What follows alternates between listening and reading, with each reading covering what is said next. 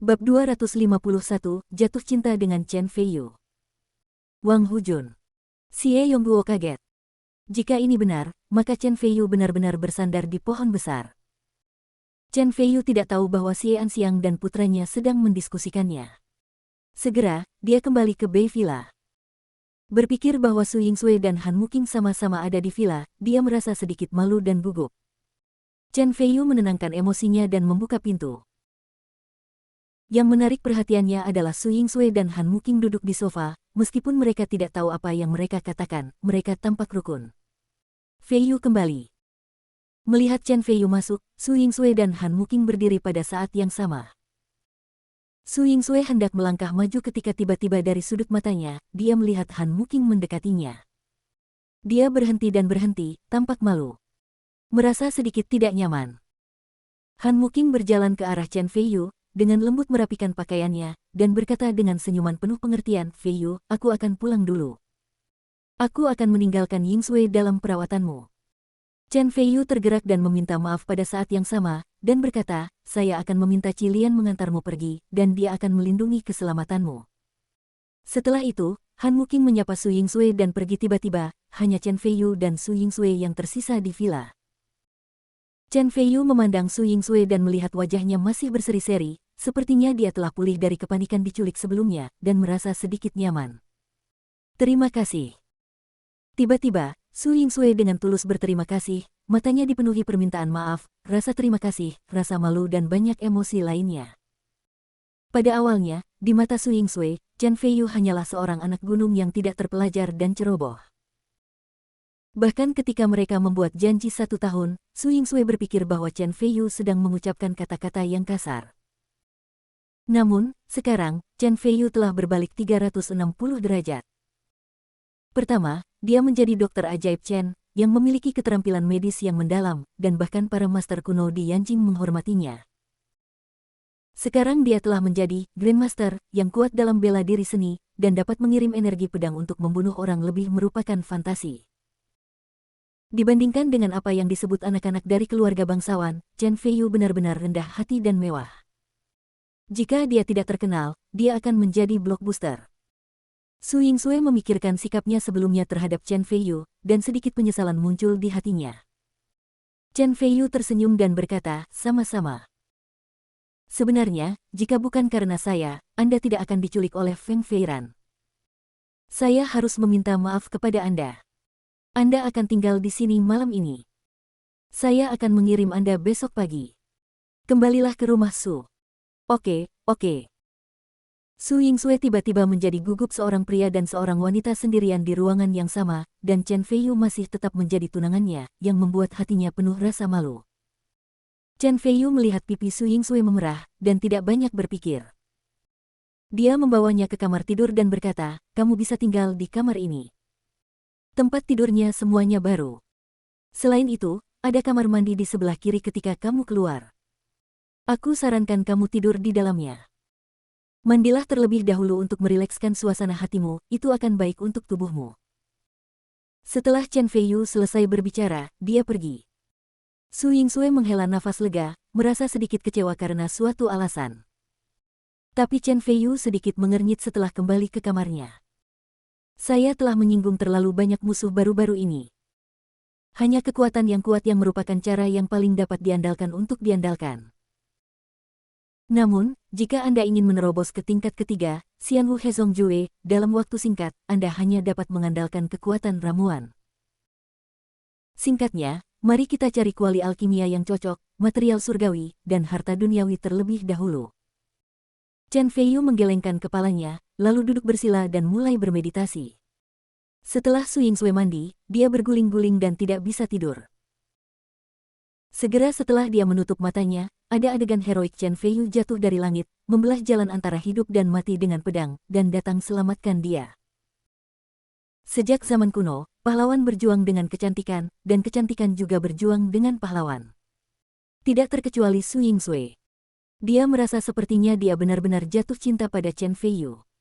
Bab 252 Keluarga Tersembunyi.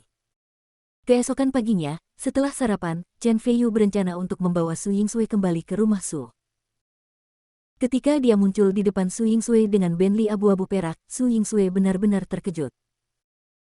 Dia tidak mengerti bagaimana Chen Feiyu bisa memiliki villa tepi teluk dan Bentley edisi terbatas dalam waktu sesingkat itu, meskipun dia baru saja turun gunung. Pada akhirnya, dia hanya bisa menghibur dirinya sendiri dengan alasan Chen Feiyu adalah seorang anomali dan tidak bisa menggunakan akal sehat, lalu membuka pintu mobil dan masuk. Sejujurnya, meski keduanya merupakan pasangan yang belum menikah, mereka baru bertemu beberapa kali, dan setiap kali bertemu, pada dasarnya mereka tidak terlalu bahagia. Sepanjang jalan, keduanya tidak banyak bicara, suasana agak sunyi dan canggung. Kudengar keluarga Su memaksamu menikah dengan pria kaya di ibu kota provinsi. Tiba-tiba, Chen Feiyu memecah kesunyian dan bertanya. Kamu benar-benar tahu? Su Yingsui terkejut, merasa senang karena Chen Feiyu mengetahuinya. Dia mengulurkan tangannya dan merapikan rambut di pelipisnya. Itu sangat indah sehingga dia berkata, ya, sejak ibuku meninggal ketika aku masih kecil, jadi ayahku menikah dengan ibu tiriku. Dia adalah orang yang rakus akan kesenangan. Dia hanya tahu cara membelanjakan uang setiap hari. Setiap kali dia menjalani kehidupan yang boros dan mewah, dia membuat kakekku marah dan sakit. Sejak kakek saya berhenti melakukan sesuatu, keluarga Su mulai berada dalam kekacauan, kini keluarga Su tidak lagi seperti dulu. Beberapa tahun yang lalu, Fang Tianyun, putra tertua dari keluarga Fang di ibu kota provinsi, entah bagaimana mengetahui keberadaan saya dan ingin mengejar saya. Ibu tiri saya adalah pengikut orang banyak, dan dia berhasil pergi dengan keluarga Fang, dan dia memikirkannya secara mendalam. Menikahi aku sehingga dia bisa duduk di kapal besar keluarga Fang. Jika kakekku tidak membantuku, aku khawatir aku sudah menikah dengan keluarga Fang. Ibu kota provinsi. Su Yingsui tersenyum pahit, tampak kesepian. Keluarga Fang di ibu kota provinsi. Chen Feiyu sedikit mengernyit dan bertanya, dari mana asalnya? Su Yingsui menenangkan diri dan berkata, sejauh yang saya tahu, keluarga Fang sangat misterius. Tampaknya keluarga penyendiri yang telah diwariskan selama ratusan tahun. Meskipun biasanya tidak terlihat, sebenarnya mereka sangat kuat.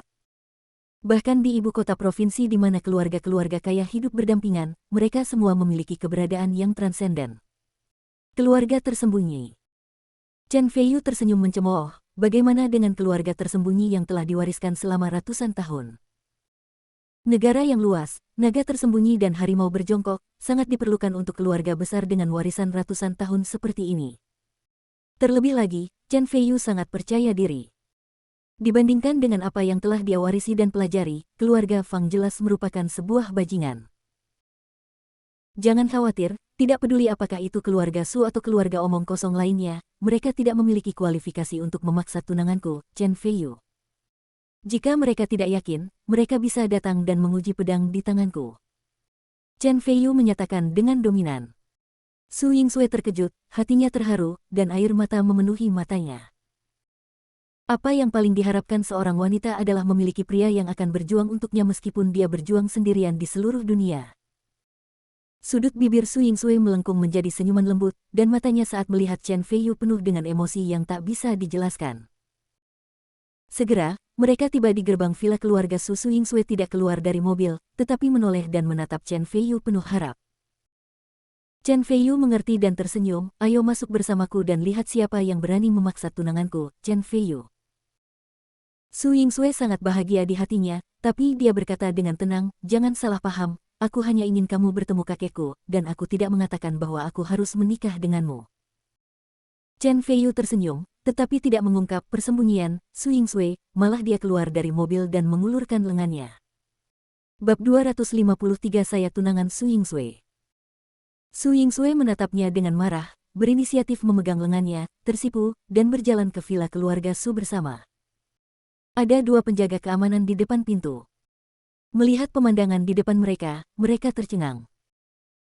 Mereka tidak bereaksi sampai Su Yingsui maju ke depan, dan dengan cepat membungkuk dan berkata, halo, Nona. Su Yingsui berkata, dengan ringan dan berjalan masuk. Faktanya, dia diliputi rasa gugup dan malu.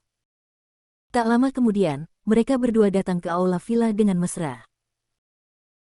Ada banyak orang yang duduk atau berdiri di dalam, yang semula sedang bermain mahjong, tiba-tiba ketika mereka melihat Su Yingsui, terutama ketika mereka melihat Su Yingsui memegang manusia liar di lengannya, mereka tertegun sejenak dan kemudian ekspresi mereka dipenuhi dengan kemarahan. Salah satu dari mereka, seorang wanita cantik dengan pakaian menggairahkan, berusia sekitar 30 tahun, masih menawan, berkata dengan dingin, Yingsui, sebagai wanita tertua dari keluarga Su, kamu tidak kembali sepanjang malam, bukankah itu terlalu memalukan? Dia baru saja kembali hari ini dan dia membawa seorang pria liar bersamanya. Jika kabar ini tersiar, keluarga Su akan benar-benar dipermalukan olehmu. Su Yingsui marah dan sedih. Dia diculik tadi malam dan hampir mati di tangan Feng Feiran. Keluarganya tidak hanya bersenang-senang bermain mahjong, tetapi mereka juga menyalahkannya begitu dia kembali. Baginya, rumah ini akan selalu dingin. Tiba-tiba, Chen Feiyu menepuk tangannya, mengisyaratkan untuk tidak khawatir, dia bersamanya dalam segala hal, dan bertanya, siapa dia? Su Yingsui merasa jauh lebih nyaman dan berbisik, dia adalah ibu tiri saya Liu Juejun. Anak laki-laki berusia 17 tahun di sebelahnya bernama Su Wenfeng. Dia adalah anak dari ayah saya. Wanita tua lainnya adalah ibunya. Dia telah tinggal di keluarga Su kami selama bertahun-tahun. Bertahun-tahun kemudian, sisanya hanyalah teman yang tidak setia. Setelah selesai berbicara, Su Yingsui mengerutkan bibirnya dengan jijik. Chen Feiyu melihat sekeliling dan menemukan ada 7 orang di aula.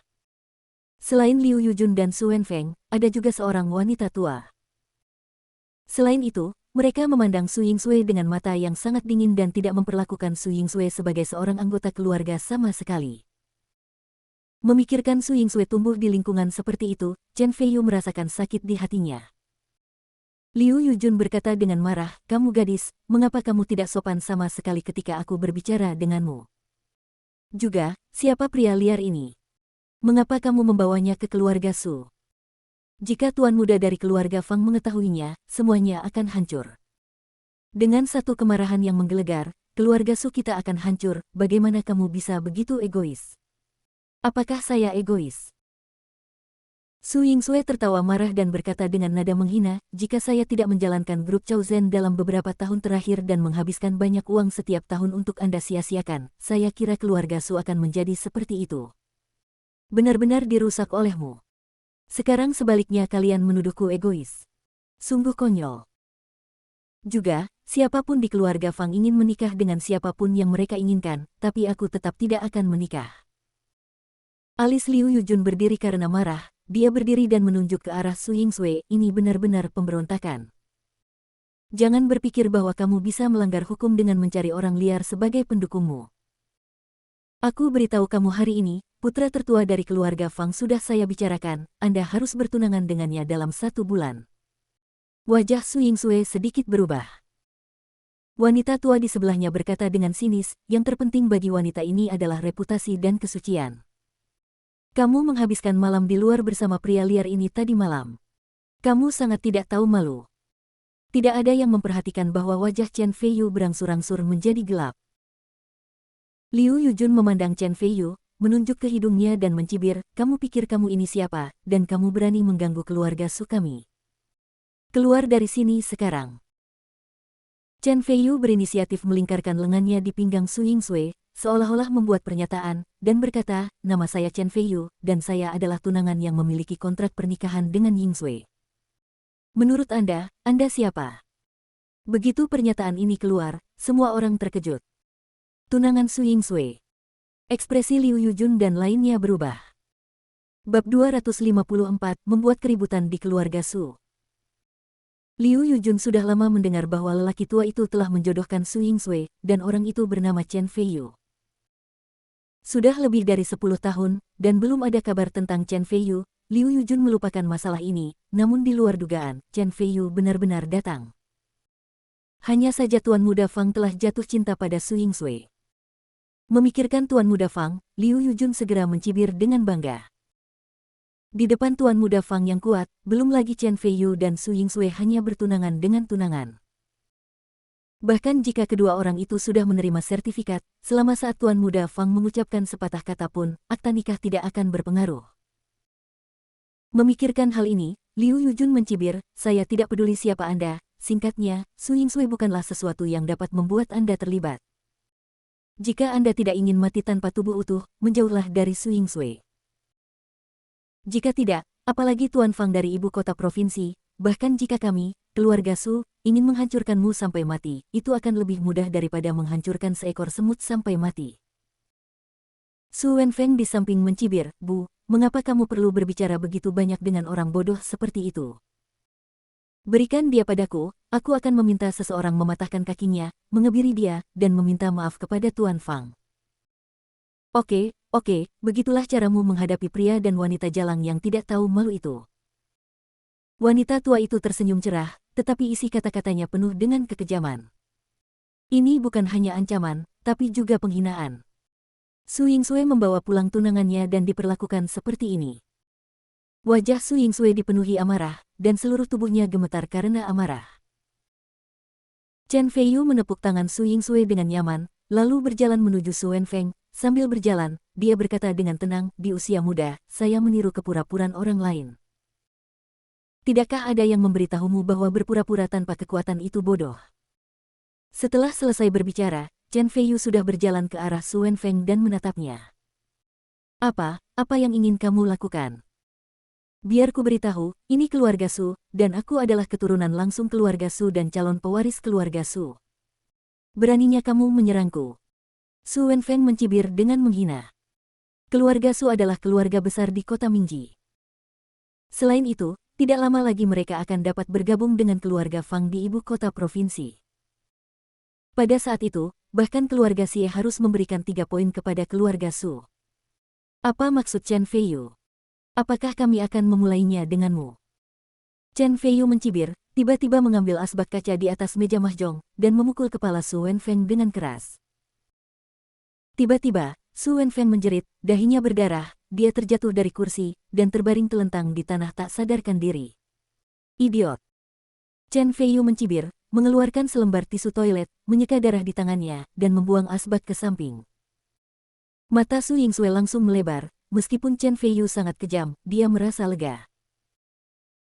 Ekspresi Liu Yujun berubah drastis, dia berdiri dengan marah, bergegas ke Su Wenfeng untuk memeriksa lukanya, lalu menunjuk ke hidung Chen Feiyu, dan mengumpat dengan histeris, kamu pikir kamu ini siapa? Kamu berani memukul anakku, bajingan? Aku pasti akan memotongmu menjadi beberapa bagian dan memotongmu untuk memberi makan anjing-anjing. Tiba-tiba, Chen Feiyu menendang perut Liu Yujun, menendangnya ke tanah, dan berkata dengan nada mencemooh, adalah kesalahan ibu jika seorang anak laki-laki tidak mengajarinya. Hanya ibu sepertimu yang dapat memiliki anak bodoh seperti dia. 2 kata, dia pantas mendapatkannya. Liu Yujun memegangi perutnya dan tampak kesakitan, wajahnya memerah, tetapi matanya menatap tajam ke arah Chen Feiyu, dipenuhi dengan kebencian yang mendalam. Wanita tua di sebelah saya melihat pemandangan yang begitu kejam untuk pertama kalinya, dia tampak ketakutan, bernapas dengan cepat, dan hampir melompat. Adapun orang lain di sekitar mereka, wajah mereka menjadi pucat dan mereka pergi dengan tenang. Keamanan, Liu Yujun menahan rasa sakit dan memanggil penjaga keamanan keluar. Setelah melihat pemandangan di ruang tamu, ekspresi mereka berubah drastis. Itu dia. Liu Yujun menunjuk ke arah Chen Feiyu dan mengertakkan gigi dan berkata, pukul dia. Jika kamu memukulnya sampai mati, aku akan menahannya. Keluar dari sini. Su Yingsui berteriak dengan dingin. Dia adalah CEO, dan auranya jauh lebih kuat daripada Liu Yujun. Para penjaga keamanan langsung tercengang, tidak tahu harus berbuat apa. Liu Yujun tampak marah dan berkata, Su Yingsui, apakah kamu akan mengkhianati keluarga Su? Bab 255 sangat sombong. Su Yingsui mencibir dan berkata dengan nada menghina, sejak kapan kamu berpikir kamu bisa mewakili keluarga Su? Tiba-tiba, seorang wanita Chongsam dewasa dan cantik masuk dari luar. Itu adalah Su Wanbai. Dia baru saja kembali dari misi di luar. Ketika dia melihat pemandangan di ruang tamu, dia terkejut. Namun, punggung Chen Feiyu menghadap ke arahnya. Jadi dia tidak mengenali Chen Feiyu. Dia bertanya dengan heran, Nona Su, apa yang terjadi di sini? Sebelum Su Yingsui dapat mengatakan apapun, Liu Yujun langsung merasa senang. Su Wanbai adalah seorang ahli terkenal di keluarga Su. Bahkan kepala keluarga, Su Yanjun, menghormati Su Wanbai dan berkata dengan cepat, Wanbai, seseorang membuat masalah di keluarga Su dan bahkan memberikan kepalanya kepada Wen Feng. Rusak, cepat tangkap dia.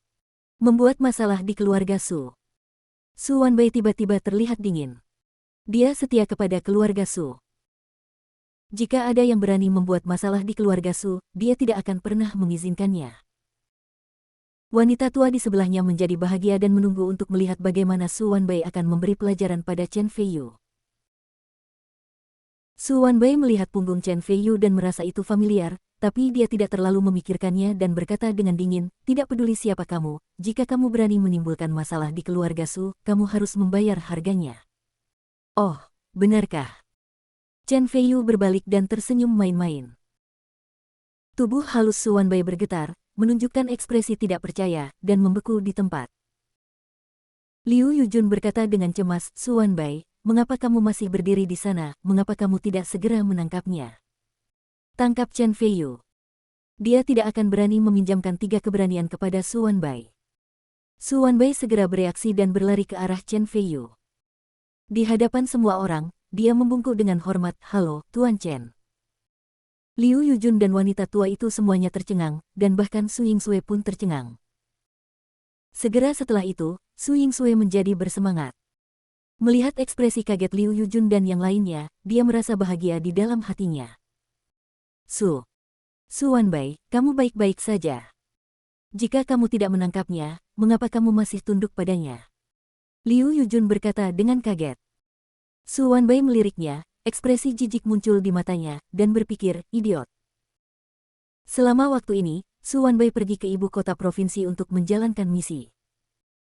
Dia secara tidak sengaja teringat bahwa Zhao Wuxiang dari keluarga Zhao telah meninggal di kota Mingji, jadi dia diam-diam mengintai di keluarga Zhao untuk menanyakan kabar tersebut. Tanpa diduga, dia secara tidak sengaja mengetahui berita mengejutkan tentang Chen Feiyu informasi. Chen Feiyu adalah ahli tingkat master. Pertama dia membunuh Tu Yanbai, lalu Zhao Yuran, dan akhirnya mengalahkan Qiu Jianxing. Setelah mengetahui berita tersebut, hati Su Wanbai dipenuhi dengan keterkejutan. Dia tahu betul apa artinya menjadi ahli tingkat master. Jika Chen Feiyu ingin menyentuh keluarga Su akan menghilang dalam semalam. Oleh karena itu, ketika dia mendengar bahwa Liu Yujun akan menangkap Chen Feiyu, dia menjadi pucat karena ketakutan, takut Chen Feiyu akan memusnahkan seluruh keluarga Su dengan marah. Chen Feiyu berkata dengan tenang, bangun dan buang anjing mati itu keluar. Terlalu menjengkelkan untuk dilihat. Ya. Su Wanbai menjawab dengan hormat dan berjalan menuju Su Wenfeng. Ekspresi Liu Yujun berubah drastis dan dia berkata dengan marah, beraninya kamu. Apakah kamu tidak takut Yan Jun akan menyalahkanmu? Su Yanjun adalah kepala keluarga Su saat ini dan ayah Su Yingsue. Su Wanbai menggelengkan kepalanya diam-diam, belum lagi keluarga Su sekarang sedang terpuruk, bahkan di masa jayanya pun tidak sebaik Chen Feiyu. Ekspresinya tetap tidak berubah, dia berjalan ke arah Su Wenfeng, menyeret kaki kanan Su Wenfeng seperti anjing mati, dan melemparkannya keluar, meninggalkan bekas darah yang panjang di lantai. Liu Yujun dan wanita tua itu tampak pucat. Kamu pasti mengira jika Su Yanjun hadir, aku tidak akan berani sombongkan. Tiba-tiba, Chen Feiyu berkata ringan. Liu Yujun tidak berkata apa-apa, tapi ekspresinya menunjukkan bahwa inilah yang dia pikirkan. Rasa jijik muncul di mata Chen Feiyu dan dia berkata, aku akan memberimu waktu 1 jam untuk menelepon Su Yanjun kembali. Aku akan menunggunya di sini. Sombong, sangat sombong. Bab 256 aku akan menjaganya dengan baik. Setelah mengatakan itu, Chen Feiyu meraih tangan Su Yingsue dan tersenyum lembut, ayo pergi, aku akan mengunjungi kakekmu bersamamu sekarang. Ya, jawab Su Yingsue. Meskipun wajah keluarga Su ditampar, dia merasa bangga dan gembira, dan kabut masa lalu tiba-tiba tersapu. Keduanya bergandengan tangan dan berjalan menuju halaman belakang villa. Di ruang tamu, hanya tersisa Su Wanbai, Liu Yujun dan wanita tua itu. Mata wanita tua itu menunjukkan ekspresi jahat, dan dia mengutuk, kamu binatang kecil, kamu tidak akan mati dengan baik, kamu tidak akan mati dengan baik. Liu Yujun mencibir dengan marah dan berkata, Su Wanbai, beraninya kamu membantu orang luar. Tunggu sampai Yan Jun kembali dan lihat bagaimana dia memperlakukanmu. Terserah, aku hanya memberimu peringatan, Chen Feiyu adalah seseorang yang tidak boleh kamu sakiti. Su Wanbei merasa jijik di dalam hatinya, berbalik dan berjalan keluar.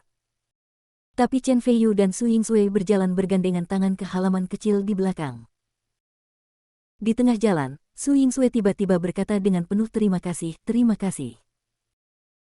Selama bertahun-tahun, dia selalu diintimidasi di rumah yang dingin ini, namun hari ini dia akhirnya merasa bangga, bahkan dia merasa akhirnya bisa mengendalikan takdirnya sendiri. Dan semua ini berkat Chen Feiyu.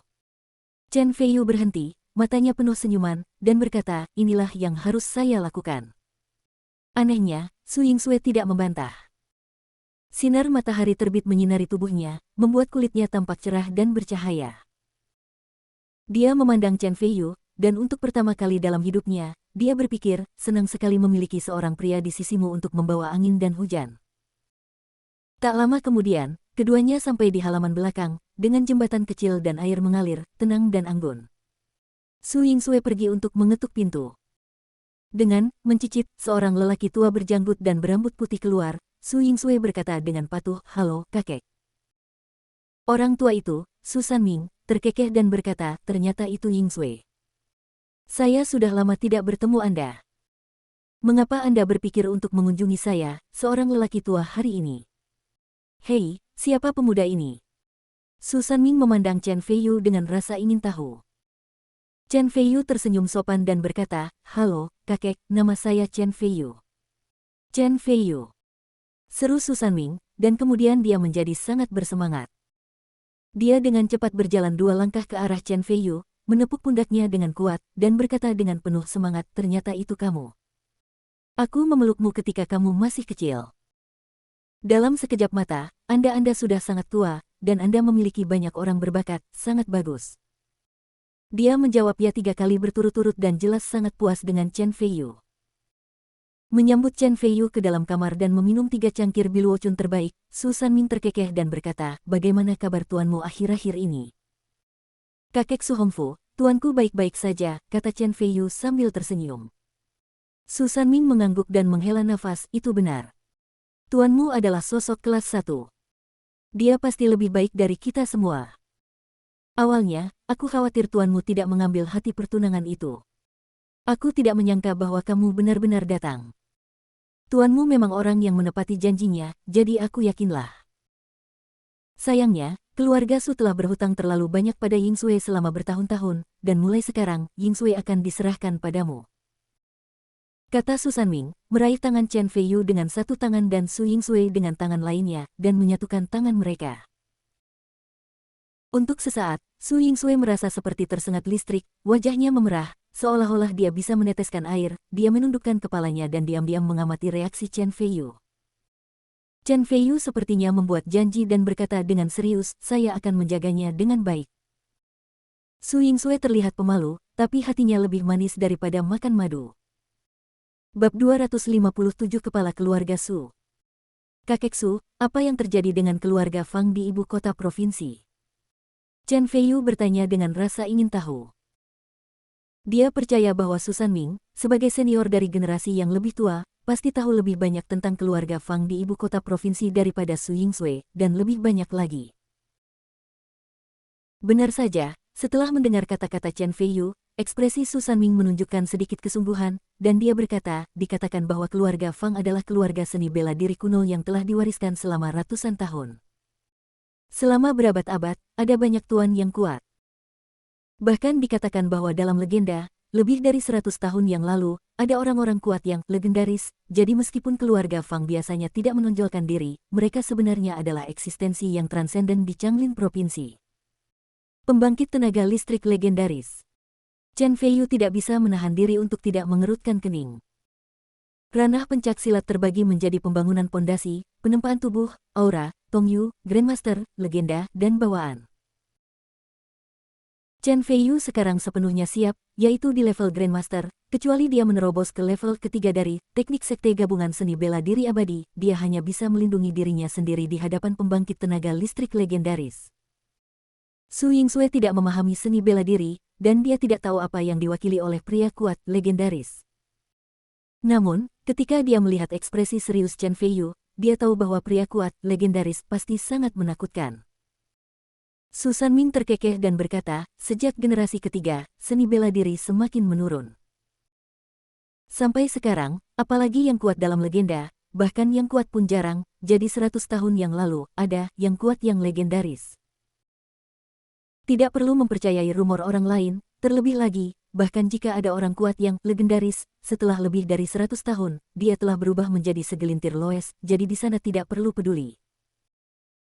Chen Feiyu tersenyum dan berkata dengan bangga, tidak peduli apakah ada orang kuat legendaris di keluarga Fang atau tidak, jika kamu berani memaksa Ying Sui, aku, Chen Feiyu, pasti akan membunuhmu tanpa ampun.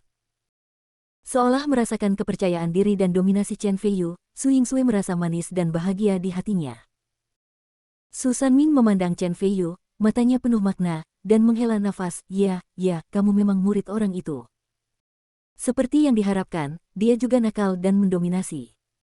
Ketika Ying Sui bertemu denganmu, itu adalah dia. Untungnya, itu bahkan lebih beruntung lagi bagi keluarga suku.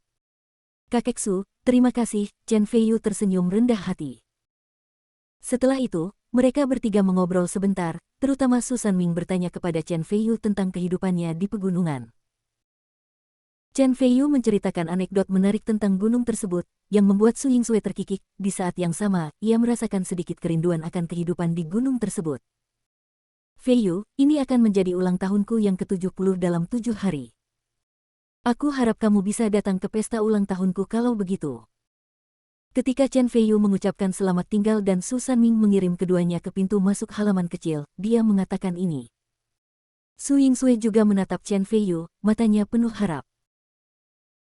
Oke, dalam 7 hari, saya akan datang seperti yang dijanjikan untuk mengucapkan selamat ulang tahun kepada kakek Su. Chen Feiyu mengangguk sambil tersenyum dan setuju. Su Ying-sui sangat gembira hingga matanya tersenyum. Setelah itu, keduanya meninggalkan halaman belakang bersama dan kembali ke ruang tamu villa keluarga Su. Hanya ada Liu Yujun dan ibunya di ruang tamu, sementara Su Wanbai berdiri di depan pintu. Ketika dia melihat Chen Feiyu dan Su Ying-sui kembali, dia juga masuk. Ketika Liu Yujun dan wanita tua itu melihat Chen Feiyu, ekspresi mereka tiba-tiba berubah. Terutama mata wanita tua itu bersinar dengan cahaya yang ganas, dan dia menggumamkan sesuatu di mulutnya. Tak perlu dipikir lagi, itu pasti kutukan yang kejam. Su Yanjun belum kembali. Sepertinya dia tidak terlalu menghargaimu. Chen Feiyu melihat sekeliling dan duduk sembarangan di sofa kulit, jelas menunggu Su Yanjun. Dia tahu betul bahwa kecuali Liu Yujun merasa takut untuk selamanya, dia akan terus memakai sepatu Su Ying-sui di masa depan. Liu Yujun mencibir dan berkata, jangan berpuas diri. Saya sudah menelepon Yanjun. Dia sedang dalam perjalanan ke sini. Tunggu Yanjun datang dan lihat bagaimana dia berurusan dengan Anda. Aku akan menunggu dan melihat, kuharap dia tidak mengecewakanku, kata Chen Feiyu sambil tersenyum tipis. Su Ying-sui berdiri dengan patuh di samping Chen Feiyu, dia tiba-tiba menyadari bahwa dia menikmati perasaan dilindungi oleh Chen Feiyu dan merasakan rasa aman yang tidak dapat dijelaskan. Saya ingin melihat siapa yang berani membuat masalah di keluarga Su saya. Tiba-tiba, dua pria parubaya datang dari luar. Salah satu dari mereka mengenakan setelan jas. Alisnya agak mirip Su Ying-sui, tetapi ekspresinya penuh cemberut. Tak perlu dikatakan lagi, dia adalah Su Yanjun, kepala saat ini. Keluarga Su. Bab 258, itu kamu. Orang lain, mengenakan jubah putih Konfusianisme, bertubuh tinggi, dengan aura terkendali, dan setenang gunung, dia jelas merupakan ahli seni bela diri. Chen Feiyu sedikit mengernyit. Tampaknya keluarga Su lebih kuat dari yang dia kira. Selain Su Wanbai, ada master seni bela diri lainnya. Ketika Su Ying-sui melihat ayahnya masuk, dia hendak menghampirinya, tiba-tiba dia melihat lelaki tua Chen Feiyu duduk di sana dan berhenti lagi. Liu Yujun sangat gembira dan berlari dengan cepat. Kemudian ekspresinya berubah dan dia berteriak, dasar hantu sialan, kenapa kamu kembali sekarang? Kepala Wen Feng dan Wen Feng hancur. Jika anakku meninggal, aku akan mengikuti kamu. Su Yanjun tampak murung dan berkata dengan marah, siapa yang berani memukul anakku? Itu dia. Liu Yujun menunjuk ke arah Chen Feiyu dan Su Ying-sui, dengan ekspresi kebencian terpancar di matanya, dan berkata, Ying-sui tidak kembali tadi malam, dan ibuku serta aku mengkhawatirkan hal itu. Tapi dia baik-baik saja. Begitu dia kembali pagi ini, dia baru saja membawa manusia liar. Wen Feng naik dan menunjukkan kekhawatiran, lalu dia menghancurkan Wen Feng dengan asbak dan dia masih terbaring di rumah sakit. Ketika dia mendengar bahwa Su Yingsui belum kembali sepanjang malam, pria parubaya berjubah Konfusianisme di sebelahnya segera mengerutkan kening, dengan sedikit ketidaksenangan di ekspresinya. Tidak tahu malu. Mendengarkan Liu Yujun yang bingung antara benar dan salah, Su Yingsui tampak kesal. Su Yanjun memasang wajah muram, mengerutkan kening dan bertanya, "Yingsui, apakah kamu benar-benar tidak kembali tadi malam?" Su Yingsui ingat bahwa dia diculik tadi malam dan hampir mati di tangan Feng Feiran. Setelah ayahnya kembali, dia tidak hanya tidak peduli, tetapi dia mulai mempertanyakan dirinya sendiri. Rasa sedih muncul di hati Su Yingsui. Su Yingsui tersenyum pahit, lalu menarik napas dalam-dalam dan berkata, "Ya, saya tidak kembali sepanjang malam untuk bersamanya." Pria parubaya berjubah Konfusianisme di sebelahnya memandang Chen Feiyu, dengan jejak niat membunuh muncul di matanya. Su Yanjun sangat marah, bahkan sudut matanya bergerak-gerak, dan bertanya dengan marah kepada Chen Feiyu, yang sedang duduk di sofa dengan dewa tua di sekelilingnya, "Siapa kamu? Mengapa kamu datang ke keluarga suku untuk menimbulkan masalah bagi tidak ada alasan? Apakah kamu menindas keluarga suku?" Chen Feiyu berdiri dan berkata sambil tersenyum, "Sebelum kita mulai berbisnis, demi Yingsui, saya ingin memberi Anda saran. Istri yang disebut berbudi luhur tidak akan menimbulkan banyak masalah bagi suaminya. Wanita seperti dia yang membingungkan benar dan salah, sombong dan menabur perselisihan. Saya menyarankan Anda untuk bercerai sesegera mungkin, jika tidak, cepat atau lambat dia akan menghancurkan keluarga Anda." Ekspresi Liu Yujun berubah, dan dia segera meraih lengan Su Yanjun, tampak diintimidasi dengan menyedihkan. Su Yanjun menjadi semakin marah dan berkata, "Ini bukan giliranmu untuk mengurus urusan keluarga-keluarga Su kita. Siapa kamu?" "Namaku Chen Feiyu." Chen Feiyu memperkenalkan dirinya sambil tersenyum. Ekspresi Su Yanjun sedikit berubah, dan dia berseru, "Apakah kamu Chen Feiyu? Apakah kamu, Chen Feiyu, yang menyelamatkan Xie Anxiang dengan jarum perak, menginjak Sun Shaogang dan Xie Xingjun di depan umum, dan menghabiskan 300 juta untuk membelinya hati kekasih di pelelangan?" Begitu kata-kata ini keluar, mata Liu Yujun berubah. Dia tidak menyangka bahwa Chen Feiyu begitu kuat sehingga dia bahkan menginjak pemuda bermartabat dari keluarga Xie. Bahkan Su Yingsui mengetahui prestasi masa lalu Chen Feiyu untuk pertama kalinya. Dia terkejut dan merasa bangga. "Tentu saja," Chen Feiyu berkata sambil tersenyum, "saya tidak berharap Anda mengenal saya dengan baik. Selain itu, jika Anda tidak memberitahu saya sedikit pun, saya masih tunangan Su Yingsui." "Ini benar-benar kamu." Ekspresi Su Yanjun berubah lagi. Selama ini, dia sering mendengar nama Chen Feiyu, dan juga mengetahui bahwa Chen Feiyu telah menjadi bintang yang sedang naik daun di kalangan atas. Meskipun tunangan Su Yingsui juga dipanggil Chen Feiyu, Su Yanjun selalu percaya bahwa ini hanyalah nama duplikat. Jika tidak, Chen Feiyu pasti sudah lama mengunjungi rumahnya dan ingin menikahi Su Yingsui. Tapi saya tidak pernah menyangka bahwa ini sebenarnya adalah orang yang sama. Tentu saja, Su Yanjun bukan anggota dunia bawah tanah, jadi dia tidak tahu bahwa Chen Feiyu masih merupakan orang kuat tingkat master dan telah menaklukkan sekelompok bos dunia bawah tanah di Provinsi Changlin. Su Wanbai, satu-satunya di Su keluarga yang mengetahui hal ini, belum sempat karena dia baru kembali. "Jelaskan padanya." Chen Feiyu meletakkan tangannya di belakang punggungnya dan berkata dengan tenang, "Saya datang ke keluarga Su untuk memberitahu Anda bahwa Su Yingsui adalah tunangan saya. Saya tidak akan mengizinkannya, apalagi menyetujuinya. Anda dapat menikahkannya dengan orang lain sesuka hati, bahkan Raja Surga." Bab 259. Jika aku tidak bisa mengalahkanmu dengan satu gerakan, aku, Chen Feiyu, akan langsung bunuh diri. Meski nadanya sangat tenang, namun isinya sombong dan tidak bisa dibantah. Su Yingsui berdiri di belakangnya, dengan cahaya bergerak bersinar di matanya yang indah. Ekspresi Su Yanjun terus berubah. Jika itu terjadi di masa lalu, Su Yanjun pasti bersedia menghadapi Chen Feiyu, seorang bintang yang sedang naik daun di kelas atas. Tapi sekarang, Su Yingsui telah tertarik dengan tuan muda dari keluarga Fang. Keluarga Fang di ibu kota provinsi adalah kekuatan sebenarnya. Keluarga Su tidak akan pernah mampu menyinggung makhluk yang 100 kali lebih kuat dari Chen Feiyu. Memikirkan hal ini, Su Yanjun mengertakkan gigi dan berkata, Chen Feiyu, Yingsui bukanlah sesuatu yang kamu mampu. Jika keluarga suku tidak terlalu mempermasalahkannya, pertunangan ini akan berakhir. Wajah cantik Su Yingsui tiba-tiba berubah. Chen Feiyu tampak tidak terkejut dan berkata dengan tenang, itu bukan terserah kamu. Itu juga bukan terserah kamu. Tiba-tiba, pria parubaya berjubah Konfusianisme yang berdiri diam melangkah keluar dan berkata dengan senyuman menghina, Su Yingsui telah dikejutkan oleh tuan muda kita Fang. Jika Anda tahu yang sebenarnya, Anda akan menyesali pernikahan Anda. Jika tidak, keluarga Fang kami akan menggunakan orang lain untuk menikahi Anda. Cara ini akan memungkinkan Anda mengambil inisiatif untuk menyesali pernikahan Anda, tetapi proses ini pasti akan membuat Anda tidak dapat bertahan atau mati. Liu Yujun dan wanita tua itu langsung berseri-seri, terutama wanita tua itu, yang berkata dengan kejam, ya, kita harus membuat binatang kecil ini tidak bisa hidup atau mati.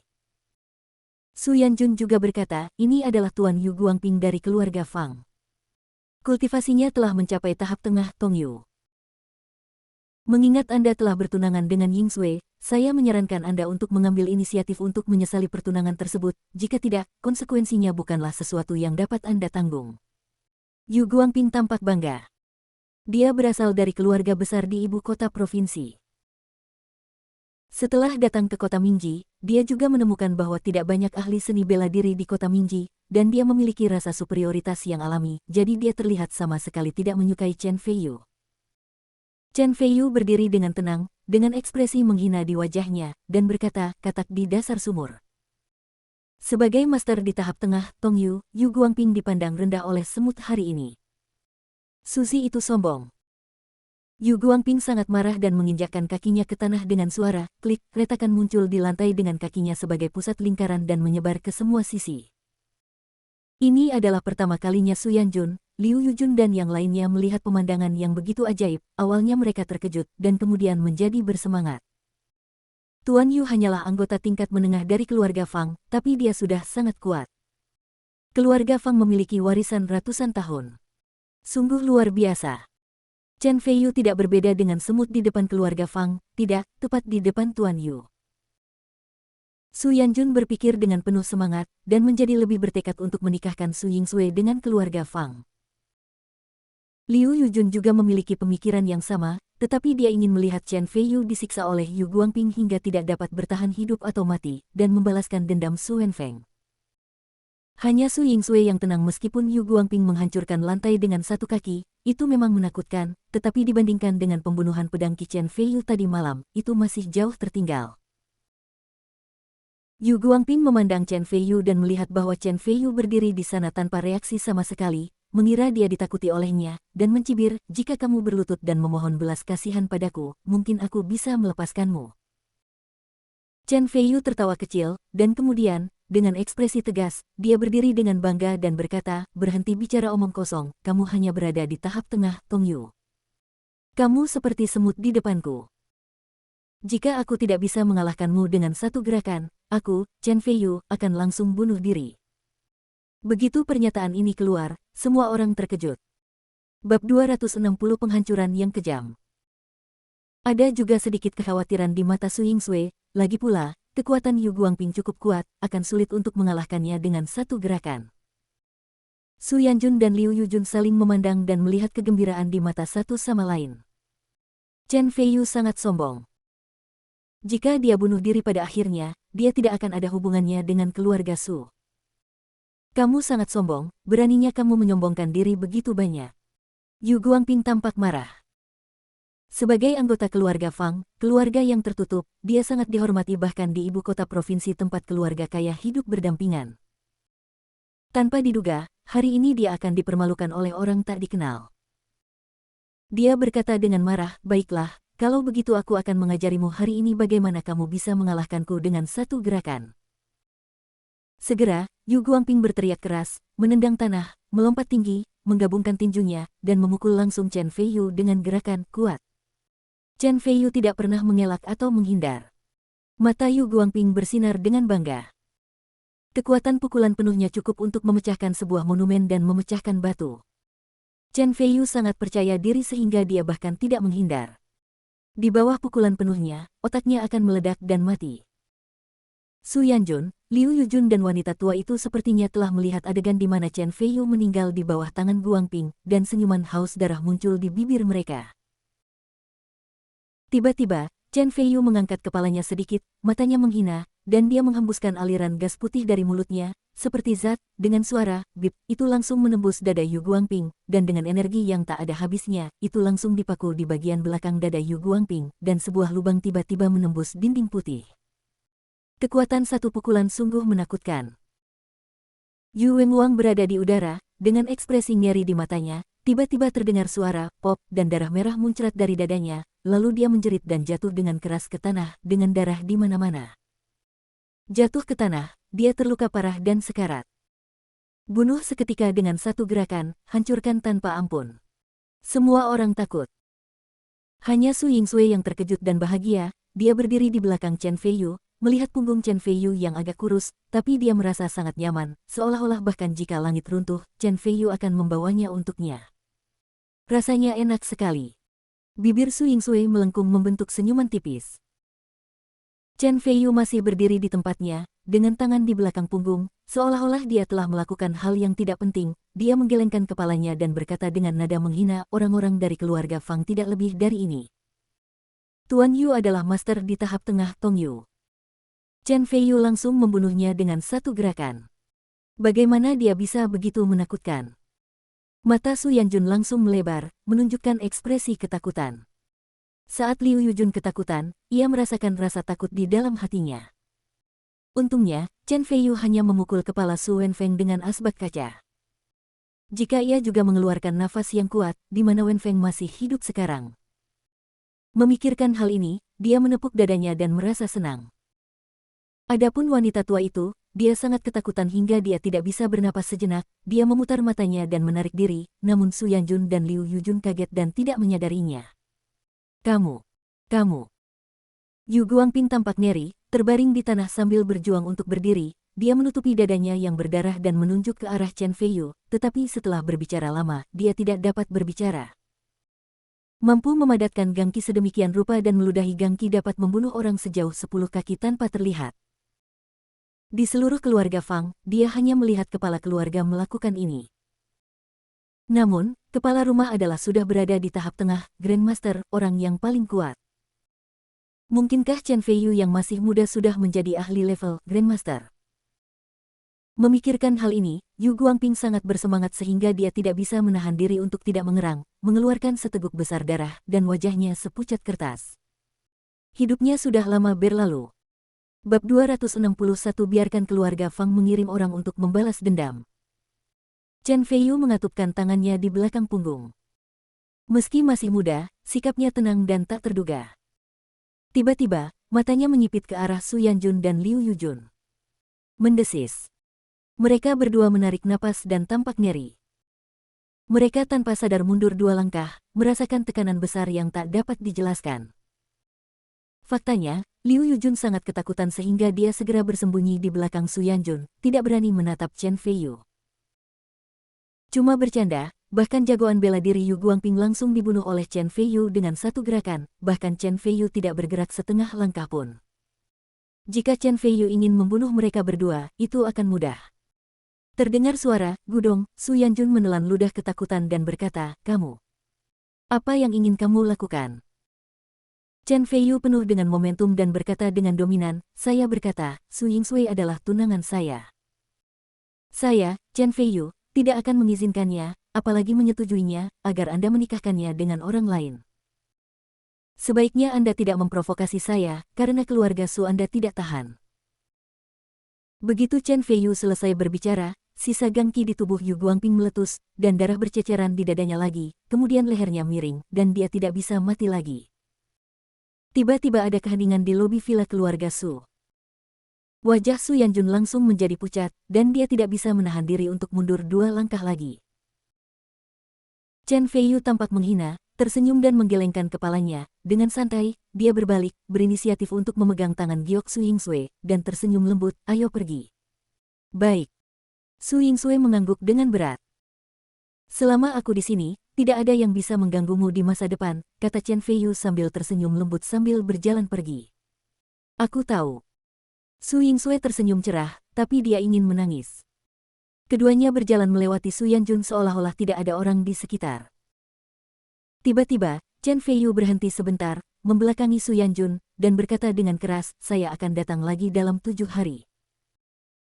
Anda dapat menelepon semua orang hebat yang Anda kenal di sini, dan kemudian saya akan memberitahu Anda. Anda tahu betapa konyolnya itu keluarga Su ada di mataku, Chen Feiyu. Setelah selesai berbicara, Chen Feiyu meraih tangan Su Yingsue dan berjalan keluar seolah-olah tidak ada orang di sekitarnya. Di ruang tamu villa keluarga Su, Su Yanjun tampak pucat dan matanya penuh ketidakberdayaan. Jika itu di masa lalu, dia pasti akan bersedia menghadapi menantu yang luar biasa seperti Chen Feiyu, tetapi sekarang dia telah menaiki kapal besar keluarga Fang, tidak mudah untuk memikirkannya, bukan lagi pula, saya tidak ingin turun dari kapal besar keluarga Fang. Bagaimanapun, meskipun Chen Feiyu kuat, dia hanyalah satu orang, dan dia masih terlihat tidak berarti di depan kekuatan raksasa seperti keluarga Fang. Yanjun, bajingan kecil Chen Feiyu ini begitu sombong dan berkuasa, apa yang harus kita lakukan selanjutnya?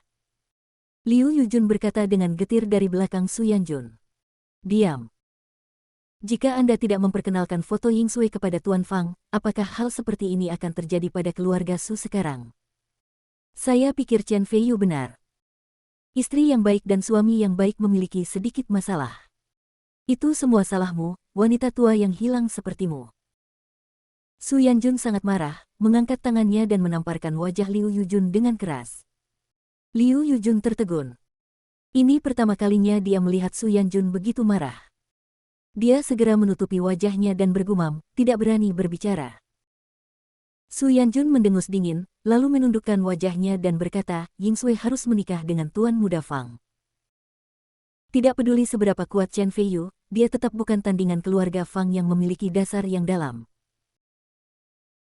Saya akan memberitahu keluarga Fang bahwa setelahnya 7 hari, biarkan keluarga Fang mengirim orang untuk menangani Chen Feiyu dan pada saat yang sama membalaskan dendam Tuan Yu Guangping. Ya, kita harus membunuh bajingan kecil itu.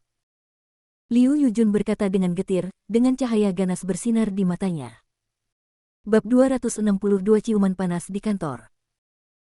Chen Feiyu belum mengetahui rencana Su Yanjun, tetapi meskipun dia mengetahuinya, Chen Feiyu tidak peduli, karena dia sudah memutuskan untuk melawan keluarga Fang sampai akhir. Pada saat ini, Chen Feiyu meraih tangan ramping Su Yingsue dan keluar, baru saja duduk di Bentley abu-abu perak. Terima kasih, Feiyu. Tiba-tiba, Su Yingsue mencondongkan tubuh ke depan dan mencium pipi Chen Feiyu. Chen Feiyu tercengang pada saat dia bereaksi, Su Yingsue sudah duduk di kursi penumpang lagi, tetapi pipinya merona dan matanya yang cerah tampak meneteskan air. Jika adegan ini dilihat oleh banyak orang kaya generasi kedua di kota Mingji yang mengagumi Su Yingsue, mereka mungkin akan datang untuk mengejar Chen Feiyu dengan pisau besok. Mata Chen Feiyu berkilat karena terkejut, lalu dia sedikit mengernyit dan berkata, saat kita berada di keluarga Su hari ini, Su Wenfeng berkata bahwa dia adalah pewaris keluarga Su.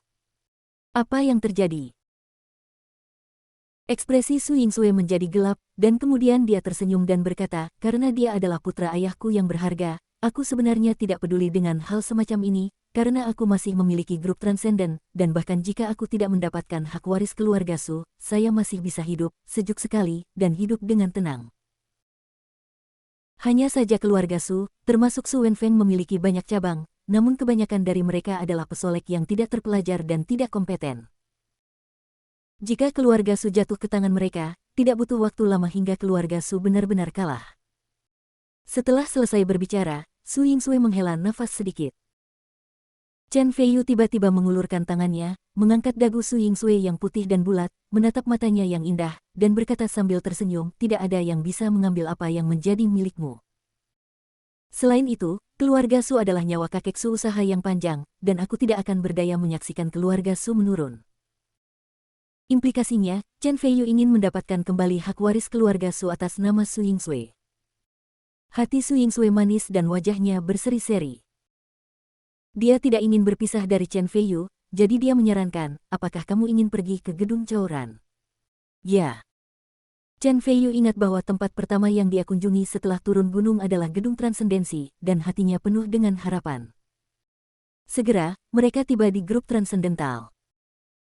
Setelah Chen Feiyu memarkir mobil di luar, dia keluar dari mobil bersama Su Yingsui. Su Yingsui secara alami meraih lengannya dan berjalan menuju gedung Chaoren bersama. Penjaga keamanan di pintu masih sama yang menghentikan Chen Feiyu sebelumnya dan tidak percaya bahwa Chen Feiyu adalah tunangan Su Yingsui. Setelah Chen Feiyu pergi hari itu, dia panik sepanjang hari, takut Su Yingsui akan memecatnya. Namun, setelah sekian lama, Su Yingsui tidak hanya tidak mengganggunya, tetapi Chen Feiyu tidak pernah datang lagi. Dia bahkan samar-samar bisa ditebak, Chen Feiyu sama sekali bukan tunangan CEO Su Yingsui. Namun, kini setelah melihat Su Yingsui memegang erat lengan Chen Feiyu, mata penjaga keamanan itu membelalak dan rahangnya ternganga, bahkan ia lupa menyapa Presiden Su. Bukan hanya dia, tetapi juga karyawan di meja depan dan banyak aula tercengang setelah Chen Feiyu dan Su Yingsui memasuki gedung. Melihat mata semua orang yang terkejut, Chen Feiyu mengangkat kepalanya sedikit dan dengan murah hati memeluk pinggang Su Yingsui, seolah menyatakan kepemilikannya. Semua orang langsung gempar. Tubuh halus Su Yingsui bergetar, matanya menawan, dia benar-benar pria yang mendominasi. Segera, dengan mata tertegun semua orang, Chen Feiyu memeluk Su Yingsui, berjalan ke lift, dan akhirnya tiba di kantor presiden di lantai paling atas. Begitu pintu ditutup, Su Yingsui melepaskan diri dari pelukan Chen Feiyu dan berkata dengan genit, "Sekarang kamu puas, sekarang semua orang tahu tentang hubungan kita. Oke, kalau begitu aku akan segera keluar dan memberitahu semua orang bahwa kamu bukan tunanganku." Chen Feiyu tersenyum bangga dan hendak membuka pintu dan keluar. "Beraninya kamu." Su Yingsui memutar matanya ke arahnya dengan marah, dan sekarang dia keluar dan berkata, "Bukankah itu sebabnya ada 300 tael perak di tempat ini?" Chen Feiyu terkekeh, berjalan ke arah Su Yingsui, melingkarkan tangan kirinya di pinggangnya, dengan lembut mengangkat dagunya dengan jari-jarinya, dan berkata sambil tersenyum, "Kalau begitu, jadilah istri kecilku." Nafas Su Yingsui tiba-tiba tercekat, dan dia hendak berbicara, tiba-tiba, Chen Feiyu menciumnya dengan dominan. Ini adalah ciuman pertama Su Yingsui, dan pikirannya langsung menjadi kosong. Setelah dorongan simbolis 2 kali, dia mengaitkan leher Chen Feiyu, berjinjit, dan merespons dengan antusias. Bab 263 Mengapa kita harus menanggungnya? Ngomong-ngomong, ini kedua kalinya Chen Feiyu datang ke kantor Su Yingsui. Pertama kali suasananya kurang bersahabat, namun kini tidak hanya harmonis, tapi juga menawan dan ambigu. Saya tidak tahu berapa lama, setidaknya bagi Su Yingsui, rasanya seperti 1 abad, sebelum Chen Feiyu melepaskan Su Yingsui melihat matanya yang kabur, pipinya yang memerah, dan kecantikannya yang menawan, Chen Feiyu diliputi rasa bangga. Dewi dari banyak orang di kota Mingji, si kembar Mingji, yang setenar Xie Xingxuan, akan menjadi miliknya mulai sekarang. Hati Chen Feiyu terguncang, dan dia tidak bisa menahan diri untuk tidak menundukkan kepalanya lagi dan mencium bibir merah halus Su Yingsui. Su Yingsui berbaring di pelukan Chen Feiyu, dengan hati yang manis dan ekspresi malu-malu, dia menatap Chen Feiyu, lalu mengerutkan hidungnya dan berkata, "Aku benci itu, pakaianku kusut olehmu, dan aku ada pertemuan nanti." Setelah mengatakan itu, Su Yingsui bangkit dari pelukan Chen Feiyu dan berkata sambil mengatur pakaiannya, "Duduklah dulu. Sebagai presiden yang bermartabat, apakah Anda takut bawahan Anda akan mengolok-olok Anda?" Chen Feiyu duduk di kursi presiden dengan murah hati. Su Yingsui memutar matanya ke arahnya, dengan pancaran cahaya di wajahnya, dan berkata dengan serius, "Pertemuan nanti sangat penting." Beberapa waktu yang lalu, grup Chaoran mengalami pukulan yang serius, dan bahkan sangat buruk sehingga bisnisnya tidak bisa lagi berlanjut, tapi sekarang berbeda. Sekarang kami telah memperoleh hak keagenan untuk rangkaian kosmetik Bujia Baikao, ini menjadi dorongan bagi seluruh karyawan grup Chaoran. Selain itu, kami harus mendiskusikan tata letak pengembangan masa depan pada pertemuan tersebut, jadi kita tidak boleh gegabah sama sekali. Pada titik ini, Su Yingsui merasa berterima kasih kepada Chen Feiyu. Jika Chen Feiyu tidak muncul tepat waktu, saya khawatir Gu tidak akan dengan mudah menyerahkan dirinya hak agen kosmetik dari merek-merek terkenal dalam negeri. Chen Feiyu tiba-tiba mengerutkan kening dan berkata, "Kamu baru saja mengatakan bahwa grup Chaoran terkena dampak parah beberapa waktu lalu. Apa yang terjadi?" "Ya." Su Yingsue menjawab, menceritakan berbagai kemunduran yang dialami grup Chaoran beberapa waktu lalu, seperti perusahaan kosmetik Korea memutus pasokan dan mitranya mengakhiri kontrak. Tiba-tiba, dia melihat ekspresi Chen Feiyu berkedip-kedip. Sebuah ide muncul di benaknya. Pikirannya, dan dia bertanya dengan heran, tidakkah menurutmu ada dalang di balik kesulitan mendadak yang dihadapi grup Chaoran?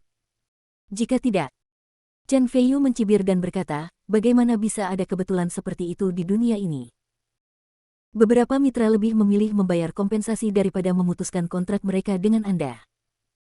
Selain dalang di balik layar, sebenarnya tidak ada orang lain.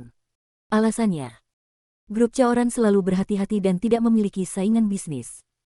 Grup ini tidak boleh tersandung oleh orang lain, kecuali. Su Yingsue tiba-tiba memikirkan sebuah kemungkinan, dan terkejut, mungkinkah keluarga Fang di ibu kota provinsi? Kecuali keluarga Fang, kamu tidak akan pernah memikirkan orang lain. Chen Feiyu menganalisis, alasan mengapa kamu bersikeras untuk tidak menikahi keluarga Fang sekarang adalah karena kamu memiliki grup Chaoran sebagai pendukungmu. Keluarga Su akan tetap mengambil keuntungan darinya. Anda tidak punya pilihan, jadi hanya dengan menghancurkan grup Chaoshan dan tidak meninggalkan apapun kepada Anda akan dapat lebih mudah menuruti belas kasihan mereka. Terlebih lagi, tidak hanya keluarga Fang, saya khawatir keluarga Su juga terlibat. Su Yingsue jelas tidak bodoh, atau dengan kata lain, alasan mengapa dia bisa sendirian mendirikan grup Chaoran dan menjadi presiden dengan selamat adalah karena IQ-nya lebih pintar dari kebanyakan orang. Sekarang dia mendengar analisis Chen Feiyu, dia segera bereaksi dan tersenyum masam. Berkata, sepertinya ayahku melakukan semua yang dia bisa untuk membuatku menikah dengan keluarga Fang. Su Yingsue merasakan hawa dingin yang menusuk tulang. Chen Feiyu merasa sangat tertekan. Dia memeluk Su Yingsue dan membiarkannya duduk di pangkuannya. Dia memainkan rambut Su Yingsue, tetapi matanya dingin dan dia berkata, jika apa yang saya harapkan benar, keluarga Su pasti akan mengundang Fang Fang dalam 7 hari. Ketika keluargamu datang, aku akan melunasi rekeningmu. Su Yingsue tergerak hatinya, tetapi dia juga tahu bahwa keluarga Fang memiliki latar belakang yang dalam, dan berkata dengan cemas, Feiyu, bagaimanapun juga, keluarga Fang adalah keluarga besar yang telah diwariskan selama ratusan tahun. Jika memungkinkan, sebaiknya jangan membuatnya terlalu tegang, selama aku tidak menikah dengan keluarga Fang. Tidak apa-apa, tahan saja ketenangannya sebentar. Chen Feiyu tersenyum, terkekeh, dan berkata dengan bangga, sabar, memiliki pisau di depannya. Saya, Chen Feiyu, selalu senang dengan dendam. Mengapa saya harus menanggungnya? Mengapa saya harus menanggungnya? Bab 264 Berkah dari Surga. Su Yingsue tahu bahwa Chen Feiyu melakukannya untuk dirinya sendiri, tetapi ketika dia memikirkan tentang Chen Feiyu yang harus menghadapi keluarga raksasa Fang, dia merasa khawatir. Setelah itu, Chen Feiyu memeluk Su Yingsue dan berbicara tentang cinta sebentar, yang membuat Su Yingsue kembali tertawa. Sekitar setengah jam kemudian, Su Yingsue dengan enggan duduk dari pangkuan Chen Feiyu, merapikan pakaiannya, dan berkata, saya akan pergi rapat. Jika Anda bosan di sini, Anda bisa berjalan-jalan di sekitar gedung Chaoran atau keluar untuk melakukan sesuatu. Apapun yang ingin kamu lakukan, jemput saja aku ketika kamu pulang kerja di malam hari. CEO Maserati Kibe Su Yingsue tidak ada, jadi Chen Feiyu harus menjemputnya. Oke, ayo pergi, jawab Chen Feiyu dan melihat Su Yingsue pergi. Su Yingsue membuka pintu dan berjalan keluar. Untuk sesaat, sikapnya mulia dan keren, dia sekali lagi mendapatkan kembali penampilan CEO wanitanya yang menyendiri, dan berjalan menuju ruang konferensi. Chen Feiyu berdiri di depan jendela besar kantor dari lantai ke langit-langit, memandangi kerumunan seperti semut di bawah, merasa dipenuhi dengan emosi. Belum lama ini, saya masih menjadi orang udik yang ceroboh di mata Su Yingsue. Namun, sekarang, saya tidak hanya berdiri di sini secara terbuka, tetapi Su Yingsue juga telah resmi menjadi wanita saya. Memikirkannya seperti ini, rasanya sangat keren. Setelah tinggal di kantor beberapa saat, Chen Feiyu merasa sedikit bosan, jadi dia membuka pintu dan berjalan keluar, berencana untuk berjalan-jalan di gedung Chaoran. Ketika saya sampai di luar pintu kantor, tiba-tiba saya mendengar pertengkaran sengit datang dari dalam. Yilin, aku telah mengejarmu dari kota Anhe ke sini. Mengapa kamu masih bersembunyi dariku? Apakah aku tidak cukup baik padamu? Geng Junhua, Meskipun kakekku memutuskan pernikahan ini, aku tidak tahu harus berbuat apa itu. Aku tidak mengenalinya, dan aku, Ye Yilin, tidak akan menikah dengan seorang playboy. Sebaiknya kau segera pergi dari sini, jika tidak, aku akan memanggil satpam. Terdengar suara marah dari seorang wanita di dalam. Aku tidak percaya, Ye Yilin, apakah kamu punya pacar di sini? Ye Yilin. Chen Feiyu tiba-tiba teringat saat pertama kali datang ke gedung Chaoren, dia pernah bertemu dengan Ye Yilin. Dia memang cantik langka. Pantas saja pria di ruangan itu mengejarnya dari kota Anhe ke kota Minji. Namun, Chen Feiyu tidak tertarik dengan hal semacam ini, mengangkat bahu dan hendak pergi. Tiba-tiba, pintu kantor dibuka, dan Ye Yilin bergegas keluar. Ketika dia melihat Chen Feiyu, dia terkejut dan pada saat yang sama, sedikit kegembiraan muncul di matanya. Dia langsung meraih lengan Chen Feiyu dan berkata dengan lembut, "Ya, saya sudah punya pacar." "Ya, itu dia, Chen Feiyu." Setelah selesai berbicara, Ye Yilin tampak khawatir Geng Junhua tidak akan mempercayainya, dan mencium wajah kiri Chen Feiyu dengan bibir merahnya. Sebuah berkah dari surga. Jika hal ini terjadi pada orang lain, mereka mungkin sudah berada dalam keadaan gembira. Namun, ketika Chen Feiyu mencium aroma samar yang datang dari samping, dia merasa tidak bisa berkata-kata, dia tahu bahwa dia sedang dimanfaatkan oleh Ye Yilin.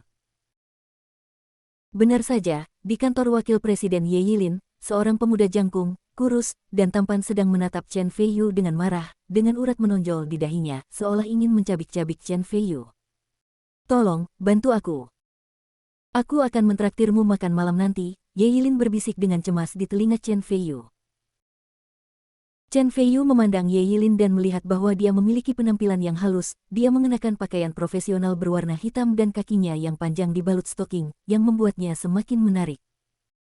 Tiba-tiba, Chen Feiyu memeluk pinggang Ye Yilin dan berkata dengan lembut, "Satu kali makan saja, saya khawatir itu tidak akan cukup." Ini adalah pertama kalinya Ye Yilin begitu dekat dengan lawan jenis. Tubuh halusnya tiba-tiba bergetar dan dia memutar matanya ke arah Chen Feiyu. Di mata Geng Junhua, adegan ini berubah menjadi dua orang yang sedang menggoda. Geng Junhua sangat marah, tinjunya mengepal keras, dan dia berkata dengan marah, "Sialan, siapa kamu? Kamu berani mencuri seorang wanita dariku, Geng Junhua. Percaya atau tidak, aku akan menemukan seseorang untuk membunuhmu." Chen Feiyu mengerutkan kening dan berkata, "Bodoh. Bab 265 apa hubungannya denganku?" Pef, Ye Yilin tertawa manis, menutup mulutnya dan berkata sambil tersenyum, "Ya, dia idiot dan sangat idiot dalam hal itu." Segera, mata Chen Feiyu berbinar, dan dia memandang Ye Yilin dengan cara yang berbeda. Wakil presiden ini, yang terlihat intelektual dan anggun, sebenarnya menggunakan kata idiot dengan sangat lancar. Benar-benar sangat menggugah selera. Chen Feiyu tersenyum jahat dan mengencangkan cengkeramannya di pinggang Ye Yilin, menyebabkan tubuh halus Ye Yilin bergetar dan membuat Chen Feiyu terlihat garang. Ekspresi Geng Junhua berubah, dan ada amarah di antara alisnya. Dia menarik napas dalam-dalam, menahan amarah di dalam hatinya, dan berkata dengan lembut, "Yilin, jangan marah. Aku mengabaikan perasaanmu sebelumnya dan membiarkanmu meninggalkan rumah. Kamu melarikan diri, tapi sekarang aku telah mengejarmu dari kota Anhe ke kota Minji hanya untuk menebusmu dan memberiku kesempatan, oke?" Melihat tatapannya yang tergila-gila, dia tampak seperti orang suci cinta. Jika dia adalah wanita yang tidak tahu apa-apa, dia mungkin akan tergerak olehnya.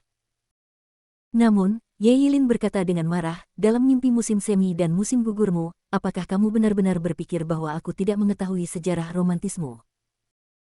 Kamu menipu wanita, memperbesar perut orang lain, memaksa beberapa gadis melakukan aborsi, dan kemudian menendang yang lain. Pergi ketika kamu bosan. Bajingan tak tahu malu. Dan, apakah kamu benar-benar berpikir bahwa gadis ini sama bodohnya dengan kamu? Tidakkah kamu tahu bahwa kamu mengejarku ke sini demi properti keluarga Ye kita?" Ye Yilin tampak menghina dan menghina.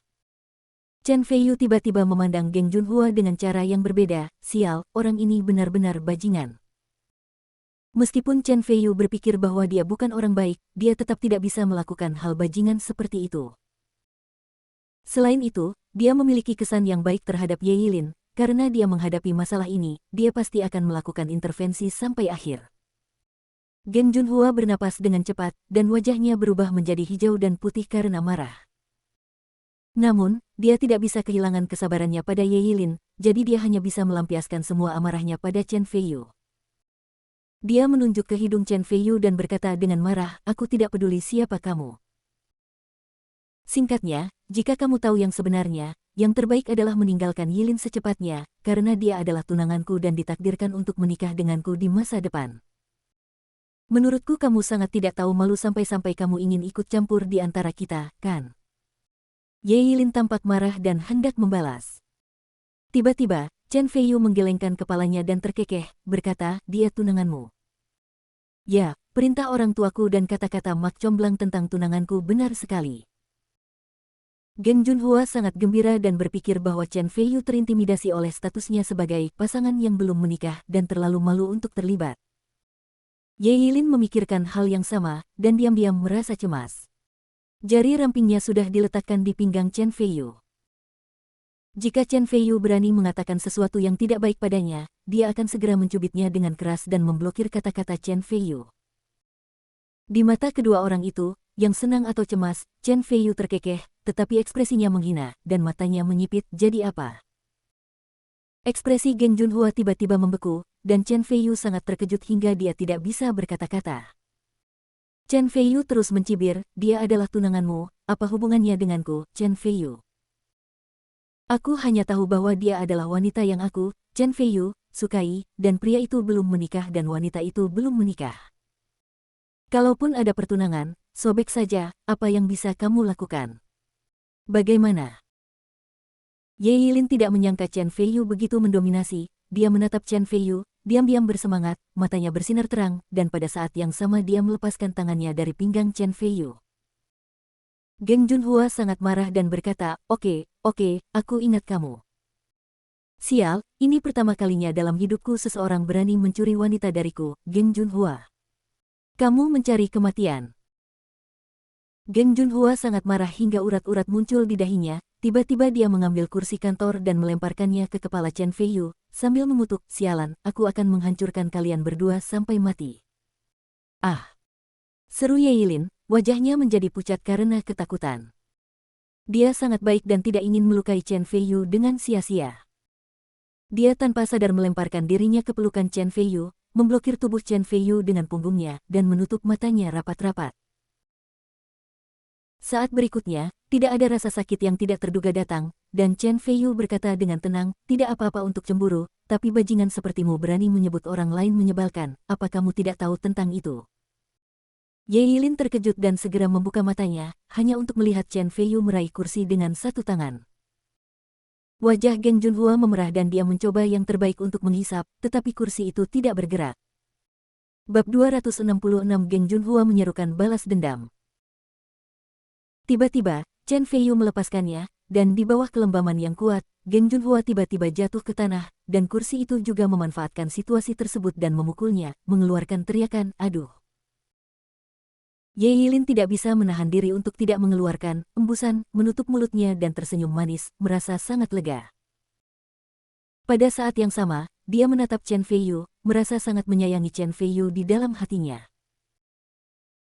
Geng Junhua menahan rasa sakit dan berdiri, matanya dipenuhi kebencian yang dalam, dan berkata dengan marah, "Jangan mengira ini kota Minji, aku mudah ditindas, tunggu saja aku bisa menghubungimu hanya dengan satu panggilan telepon lebih dari 100 orang akan memotongmu sampai mati."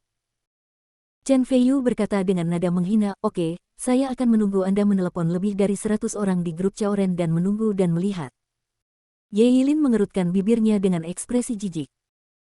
Sejauh yang dia tahu, meskipun Geng Junhua sangat berkuasa di kota Anhe, dia tidak memiliki dasar sama sekali di kota Minji. Oleh karena itu, dia mengira Geng Junhua hanya pamer. Geng Junhua mencibir dan berkata, "Kamu sendiri yang mengatakan ini. Tunggu saja aku. Aku akan segera menelepon seseorang. Aku ingin kamu berlutut di depanku dan memohon belas kasihan paling lambat dalam waktu setengah jam." Setelah dia selesai berbicara, dia menatap Chen Feiyu dengan tajam, dengan kebencian yang mendalam terpancar di matanya, lalu dia meraih ekornya dan berlari keluar. Setelah Geng Junhua pergi, Ye Yilin melompat kegirangan dan berkata, "Ya, keren sekali. Ini pertama kalinya aku melihat Geng Junhua terlihat sangat malu. Chen Feiyu, terima kasih banyak. Aku akan mentraktirmu makan malam-malam ini. Sama-sama. Chen Feiyu masuk ke kantor, dengan hati-hati mengatur kursi lipat, dan berkata sambil tersenyum, omong-omong, saya juga harus berterima kasih karena telah memberi saya kesempatan menjadi pahlawan untuk menyelamatkan keindahan. Saya harus mengatakan bahwa ciuman tadi sudah cukup. Rasa yang tersisa lama. Kata Chen Feiyu dengan ekspresi mabuk di wajahnya. Diamlah. Ye Yilin tiba-tiba tersipu, dan kemudian tiba-tiba bereaksi, ah, kamu adalah Chen Feiyu, bukankah kamu tunangan Presiden Su, mengapa kamu ada di sini? Jadi kamu baru tahu kalau itu milikku. Chen Feiyu memutar matanya dan bingung untuk beberapa saat. Bagaimana Ye Yilin bisa mendapatkan posisi wakil presiden dengan begitu berani? Dia melanjutkan, kamu juga mengatakan bahwa kami adalah milik tunangan Presiden Su, tentu saja saya ikut dengannya, tahukah Anda? Saya tidak percaya. Anda pasti tidak senang setelah Presiden Su mengusir Anda terakhir kali, jadi Anda menyelinap kembali lagi. Selama saya di sini, Anda bahkan tidak bisa setengah langkah lebih dekat dengan Presiden Su. Ye Yilin mengerutkan bibirnya, mengekspresikan ketidakpercayaannya, dia juga masuk dan membantu Chen Feiyu mengambil segelas air. Ini tidak bisa disalahkan padanya. Ketika Chen Feiyu dan Su Yingsui datang bersama, dia direcoki oleh Geng Junhua.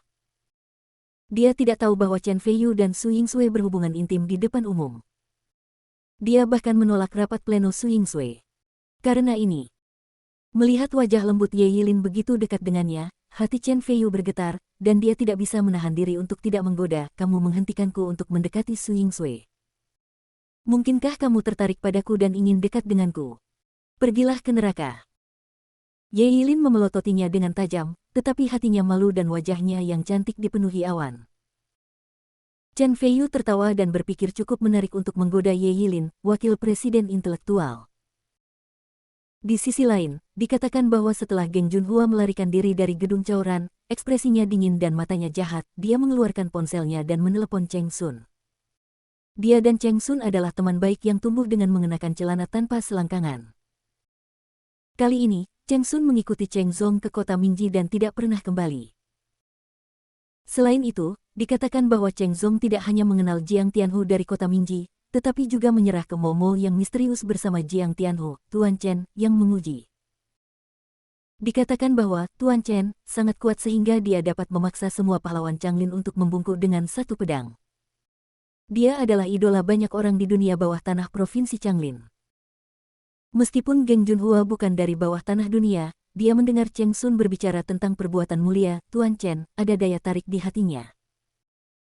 Tentu saja, belum lagi Tuan Chen, Jiang Tianhu sendiri sudah menjadi tiran di kota Mingji, yang cukup untuk menakuti sebagian besar orang di kota Mingji.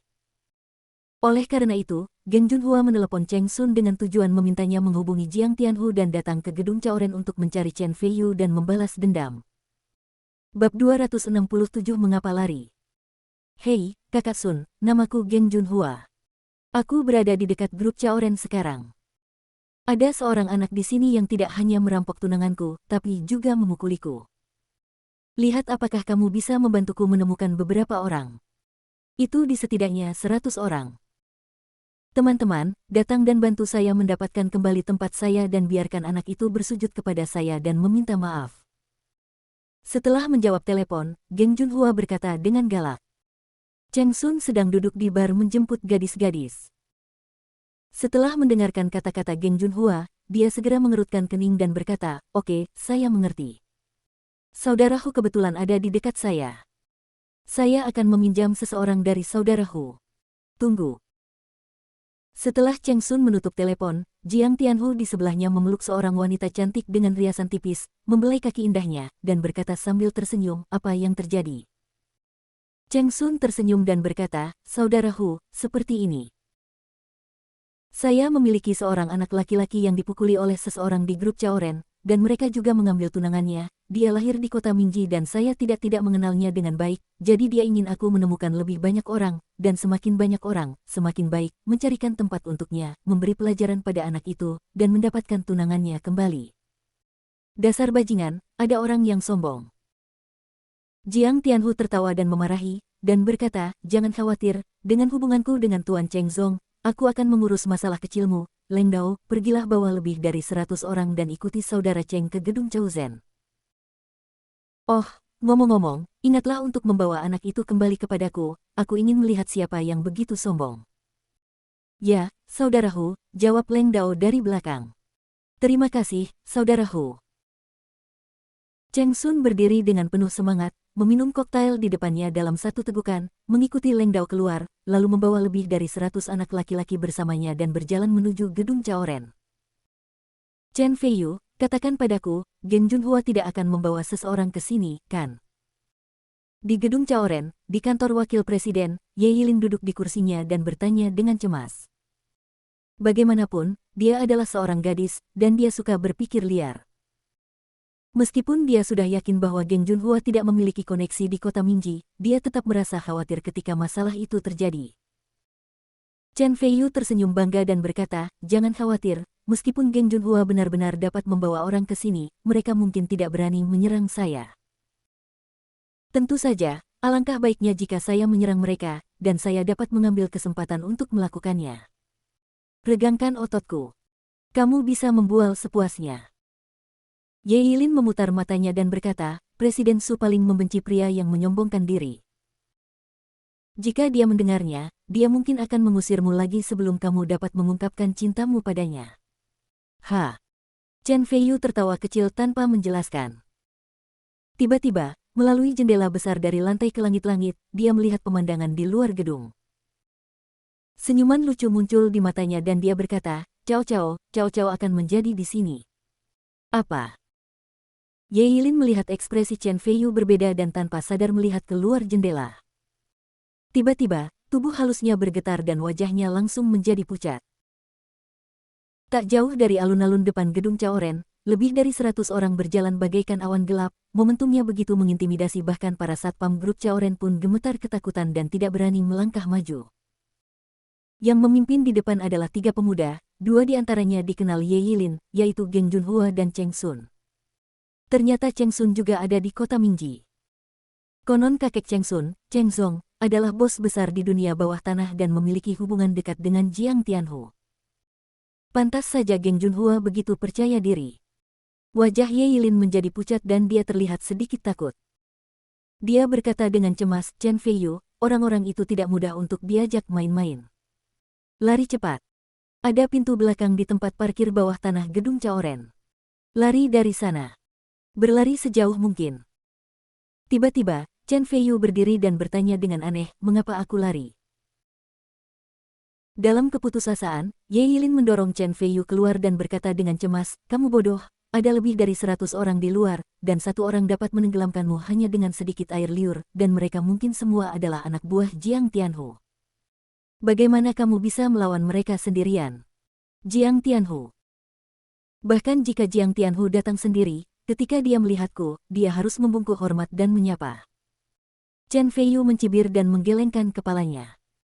Bab 268 dia mengatakan namanya adalah Chen Feiyu. "Sudah berapa lama kamu masih ingin menyombongkan diri? Bahkan aku pernah mendengar nama Jiang Tianhu. Aku tahu bahwa dia adalah harimau nomor 1 di kota Minji dan memiliki kekuatan besar di daerah setempat. Jika dia mau berurusan denganmu, dia dapat dengan mudah melakukannya hanya dengan 1 jari kelingking akan menghancurkanmu sampai mati hanya dengan 1 tekanan. Singkatnya, kamu tidak dapat menangani sekelompok orang ini." Ye Yilin sangat cemas sehingga dia mendorong Chen Feiyu ke koridor luar tanpa penjelasan apapun. Untungnya, sebagian besar karyawan perusahaan sedang rapat sekarang, jika tidak, melihat Chen Feiyu dan Ye Yilin secara terbuka mendorong di koridor pasti akan menimbulkan kegemparan lagi. "Saya mengatakan bahwa setelah saya jatuh, saya tidak hanya tidak terluka, tetapi Jiang Tianhu juga harus datang dan meminta maaf kepada saya. Apakah Anda percaya atau tidak?" Chen Feiyu mengangkat alisnya dan berkata, "Omong kosong, kamu pikir kamu ini siapa? Lebih baik kamu tidak dipukuli setengah mati ketika kamu jatuh. Aku ingin Jiang Tianhu meminta maaf kepadamu. Mungkinkah kamu demam dan otakmu menjadi gila?" Ye Yilin jelas tidak mempercayainya. "Hei, Nona, ikutlah denganku." Chen Feiyu meraih tangan Ye Yilin, mau tidak mau putus, dan berjalan ke bawah. Hei, apa kamu gila? Ada lebih dari 100 orang di bawah sana. Kamu mencari kematian jika turun ke sana. Ye Yilin panik. Tiba-tiba, Chen Feiyu berhenti. Ye Yilin berpikir bahwa Chen Feiyu telah menemukan jawabannya, jadi dia tidak bisa menahan nafas lega. Tiba-tiba, Chen Feiyu memeluk Ye Yilin dalam pelukan putri. Ye Yilin sangat ketakutan hingga wajahnya menjadi pucat dan dia dengan cepat melihat ke arah koridor. Setelah tidak melihat siapapun, dia sedikit santai dan berkata dengan marah, "Apa yang kamu lakukan? Cepat turunkan aku." Chen Feiyu merendahkan, mengangkat alisnya dan berkata sambil tersenyum, "Entah kamu patuh, atau aku akan menggendongmu ke bawah sepanjang waktu. Itu pilihanmu." Wajah Ye Yilin sedikit berubah, dia tiba-tiba mendengus dan cemberut karena sedih. Itu benar. Chen Feiyu terkekeh, lalu menurunkan Ye Yilin, menariknya dan berjalan keluar tanpa penjelasan apapun. Ye Yilin merasa sedih dan marah, lalu berpikir dengan cemas, Chen Feiyu pasti akan dipukuli sampai mati oleh Cheng Sun dan Geng Junhua jika dia bertindak seperti pahlawan seperti ini. Tidak ada pilihan. Jika situasinya kritis, saya setuju untuk kembali ke kota Anhe bersama Geng Junhua. Bagaimanapun, Geng Junhua tidak berani memaksa saya. Memikirkan hal ini, Ye Yilin merasa sedikit nyaman. Di luar gedung Chaoren, Geng Junhua berdiri di samping Cheng Sun dan Leng Dao, diikuti oleh ratusan pemuda, masing-masing berpenampilan garang, mirip dengan geng kapak dalam Kung Fu. Geng Junhua merasa bangga, mengulurkan ibu jarinya, dan berkata dengan penuh semangat, "Saudara Sun, kamu masih hebat. Kamu bisa mengumpulkan begitu banyak orang dalam waktu sesingkat itu. Luar biasa dan menarik.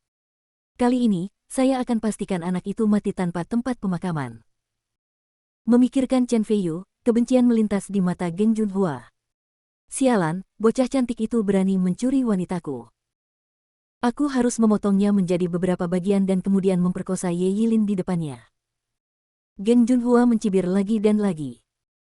Cheng Sun tersenyum dan berkata, "Salah, bukan saya yang hebat. Yang asli adalah Tuan Chen.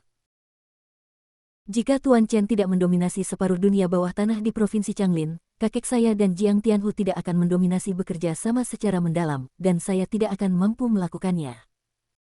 Ada begitu banyak orang yang meminjam dari saudara Hu." Leng Dao mengangguk setuju. "Tuan Chen." Mata Geng Junhua berbinar, dan dia tiba-tiba berkata dengan nada menyanjung, "Saudara Sun, saya mendengar nama Tuan Chen ketika saya berada di kota Anhe. Saya sudah mengaguminya sejak lama, tetapi saya tidak punya kesempatan untuk bertemu dengannya. Kali ini saya datang ke sini di kota Minji, selain menemukan Ye Yilin, saya juga ingin bertemu dengan Tuan Chen. Saya ingin tahu apakah saudara Sun dapat memperkenalkan saya kepada adik laki-laki saya." Saat dia mengatakan ini, Geng Junhua menyalakan rokok untuk Cheng Sun untuk menyenangkannya.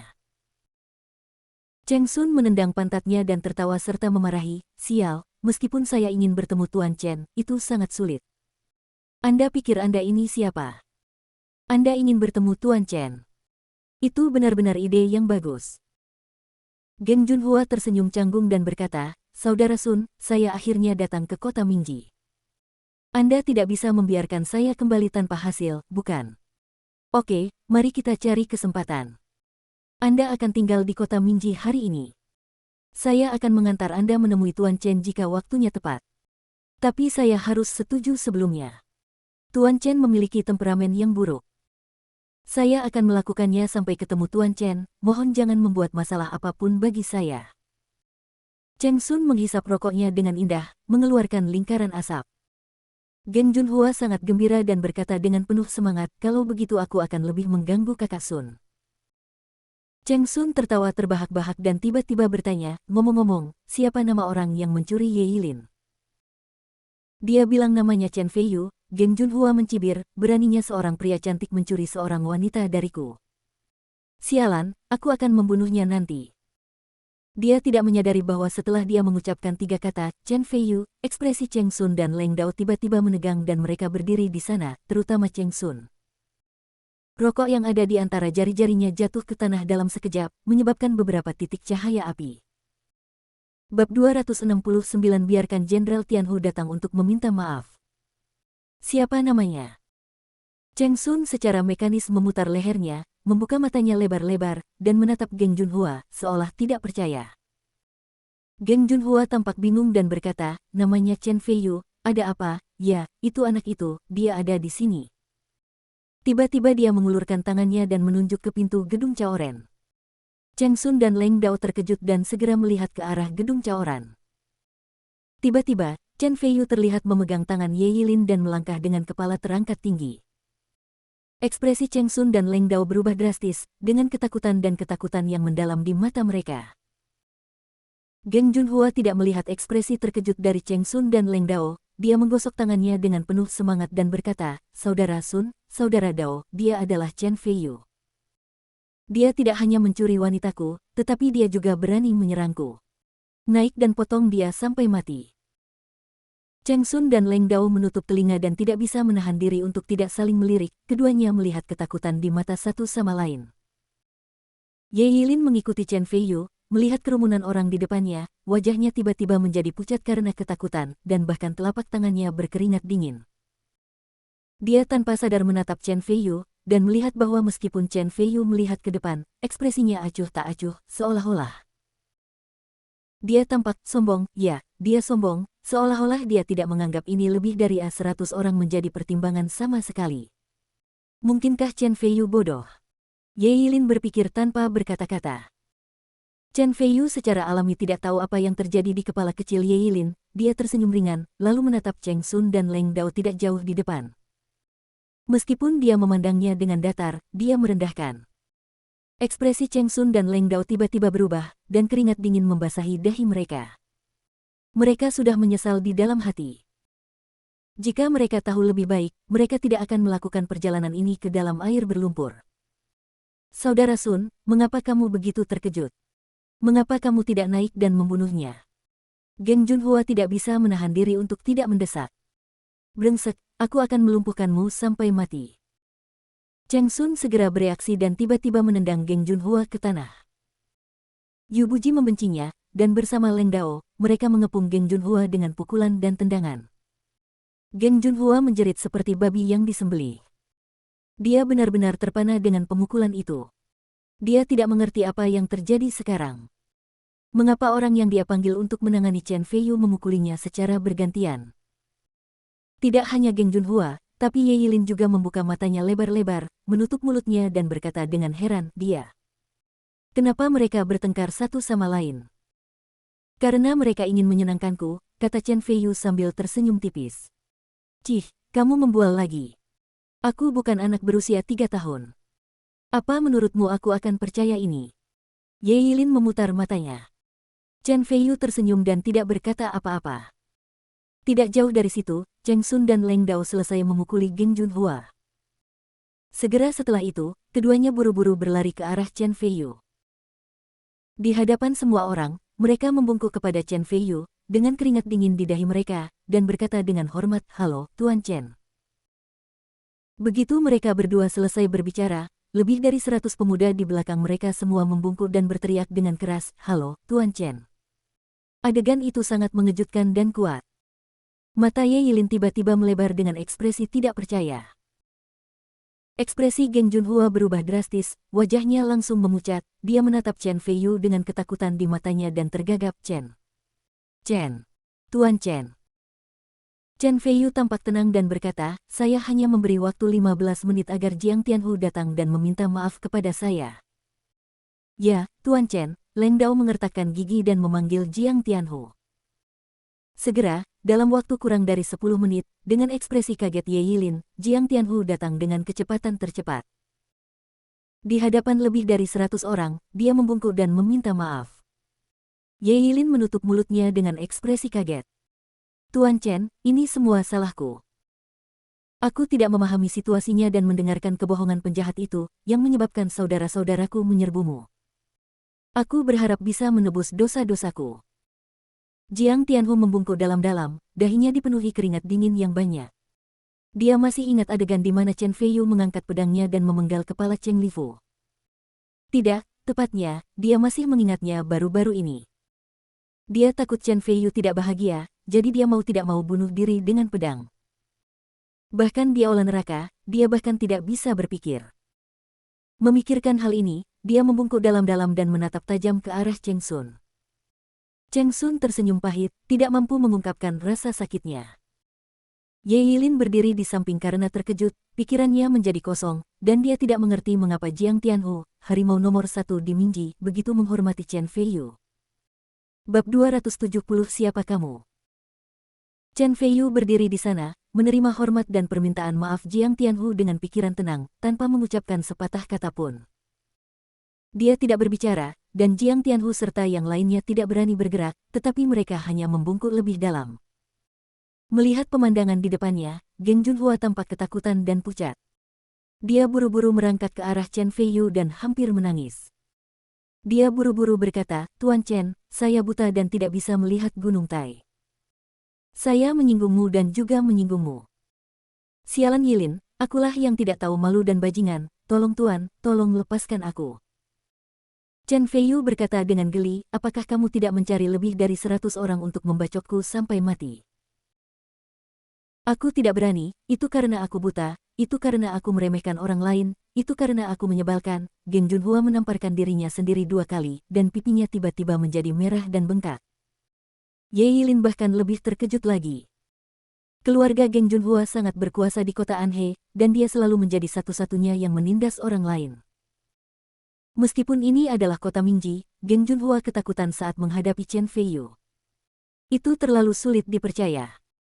Ekspresi Chen Feiyu tetap tidak berubah, dia mengangkat alisnya dan berkata, "Bagaimana dengan pertunangan Ye Yilin denganmu?" Ye Yilin segera terbangun dari keterkejutannya. Ini adalah kekhawatiran terbesarnya. "Jangan khawatir, setelah aku kembali, aku akan segera memberitahu ayahku dan pergi ke keluarga Ye untuk memutuskan pertunangan. Aku tidak akan pernah berani terus menjeratnya," kata Geng Junhua cepat. "Oke, sebaiknya kamu menepati janjimu, jika tidak, aku akan pergi ke kota Anhe secara langsung, dan konsekuensinya akan di luar kemampuanmu untuk menanggungnya." Chen Feiyu mencibir dan melambaikan tangannya, menunjukkan bahwa Geng Junhua boleh pergi. "Terima kasih Tuan Chen, terima kasih Tuan Chen. Jangan khawatir, saya akan kembali ke kota Anhe dan segera memutuskan pertunangan." Geng Junhua sepertinya sudah mendapat amnesti. Dia tidak sempat menyapanya ke Cheng Sun dan lari dengan ekor di antara kedua kakinya. Ye Yilin sangat gembira dan menatap Chen Feiyu, matanya dipenuhi rasa terima kasih. "Ingat, kamu berhutang makan padaku," Chen Feiyu mengedipkan mata dan berkata sambil tersenyum. Ye Yilin tidak tahu apa yang sedang terjadi, wajahnya langsung memerah karena malu, jantungnya berdebar kencang, dan dia berkata, "Ya," tapi suaranya senyap nyamuk, bahkan dia sedikit terkejut. Chen Feiyu tersenyum acuh tak acuh, lalu berjalan menuju Jiang Tianhu dan berkata, "Ikutlah denganku, ada sesuatu yang ingin kukatakan padamu." "Ya, Tuan Chen." Jiang Tianhu segera menanggapi dengan hormat, menghela nafas lega, dan berjalan maju bersama Cheng Sun dan Leng Dao di belakang Chen Feiyu. Lebih dari 100 anak laki-laki Wuyang yang secara otomatis keluar dari sebuah lorong, menundukkan kepala sedikit dengan ekspresi hormat. Chen Feiyu berjalan di antara kerumunan, meskipun ekspresinya acuh tak acuh, auranya kuat dan menarik perhatian orang. Ye Yilin tetap di tempatnya, memperhatikan Chen Feiyu, yang dikelilingi oleh kerumunan, masuk ke mobil mewah dan pergi di kejauhan, ekspresinya penuh keterkejutan. "Chen Feiyu, siapa kamu? Belum lama ini, kamu hanya tidak melakukan apa-apa, tetapi kamu diusir oleh Presiden Su. Dalam sekejap mata, kamu menjadi orang besar yang menarik perhatian semua orang." Ye Yilin sangat ingin tahu tentang Chen Feiyu. Segera, setelah Chen Feiyu pergi, lebih dari 100 anak laki-laki juga bubar. Setelah Ye Yilin kembali ke gedung Chaozhen, pikirannya selalu dipenuhi dengan pemandangan Chen Feiyu berdiri dengan bangga dan Jiang Tianhu memimpin lebih dari 100 orang membungkuk dan meminta maaf. Dia tidak bisa tenang untuk waktu yang lama. Dia bahkan tidak bisa tenang pergi ke ruang konferensi. Dia tinggal di kantornya, berpikir berulang kali. Siapa Chen Feiyu? Setelah akhirnya pulang kerja, dia baru saja sampai di luar grup Chaoren dan kebetulan melihat Chen Feiyu berdiri di depan Bentley abu-abu perak. Ye Yilin tampak bahagia dan hendak berjalan dengan cepat. Tiba-tiba, Presiden Su Yingsue yang tak tertandingi berlari dengan gembira ke arah Chen Feiyu, berjinjit, mencium pipi Chen Feiyu, dan duduk di dalam mobil dengan gembira. Ye Yilin segera berhenti, dengan suara ledakan, pikirannya menjadi kosong, dan wajahnya menjadi sedikit pucat.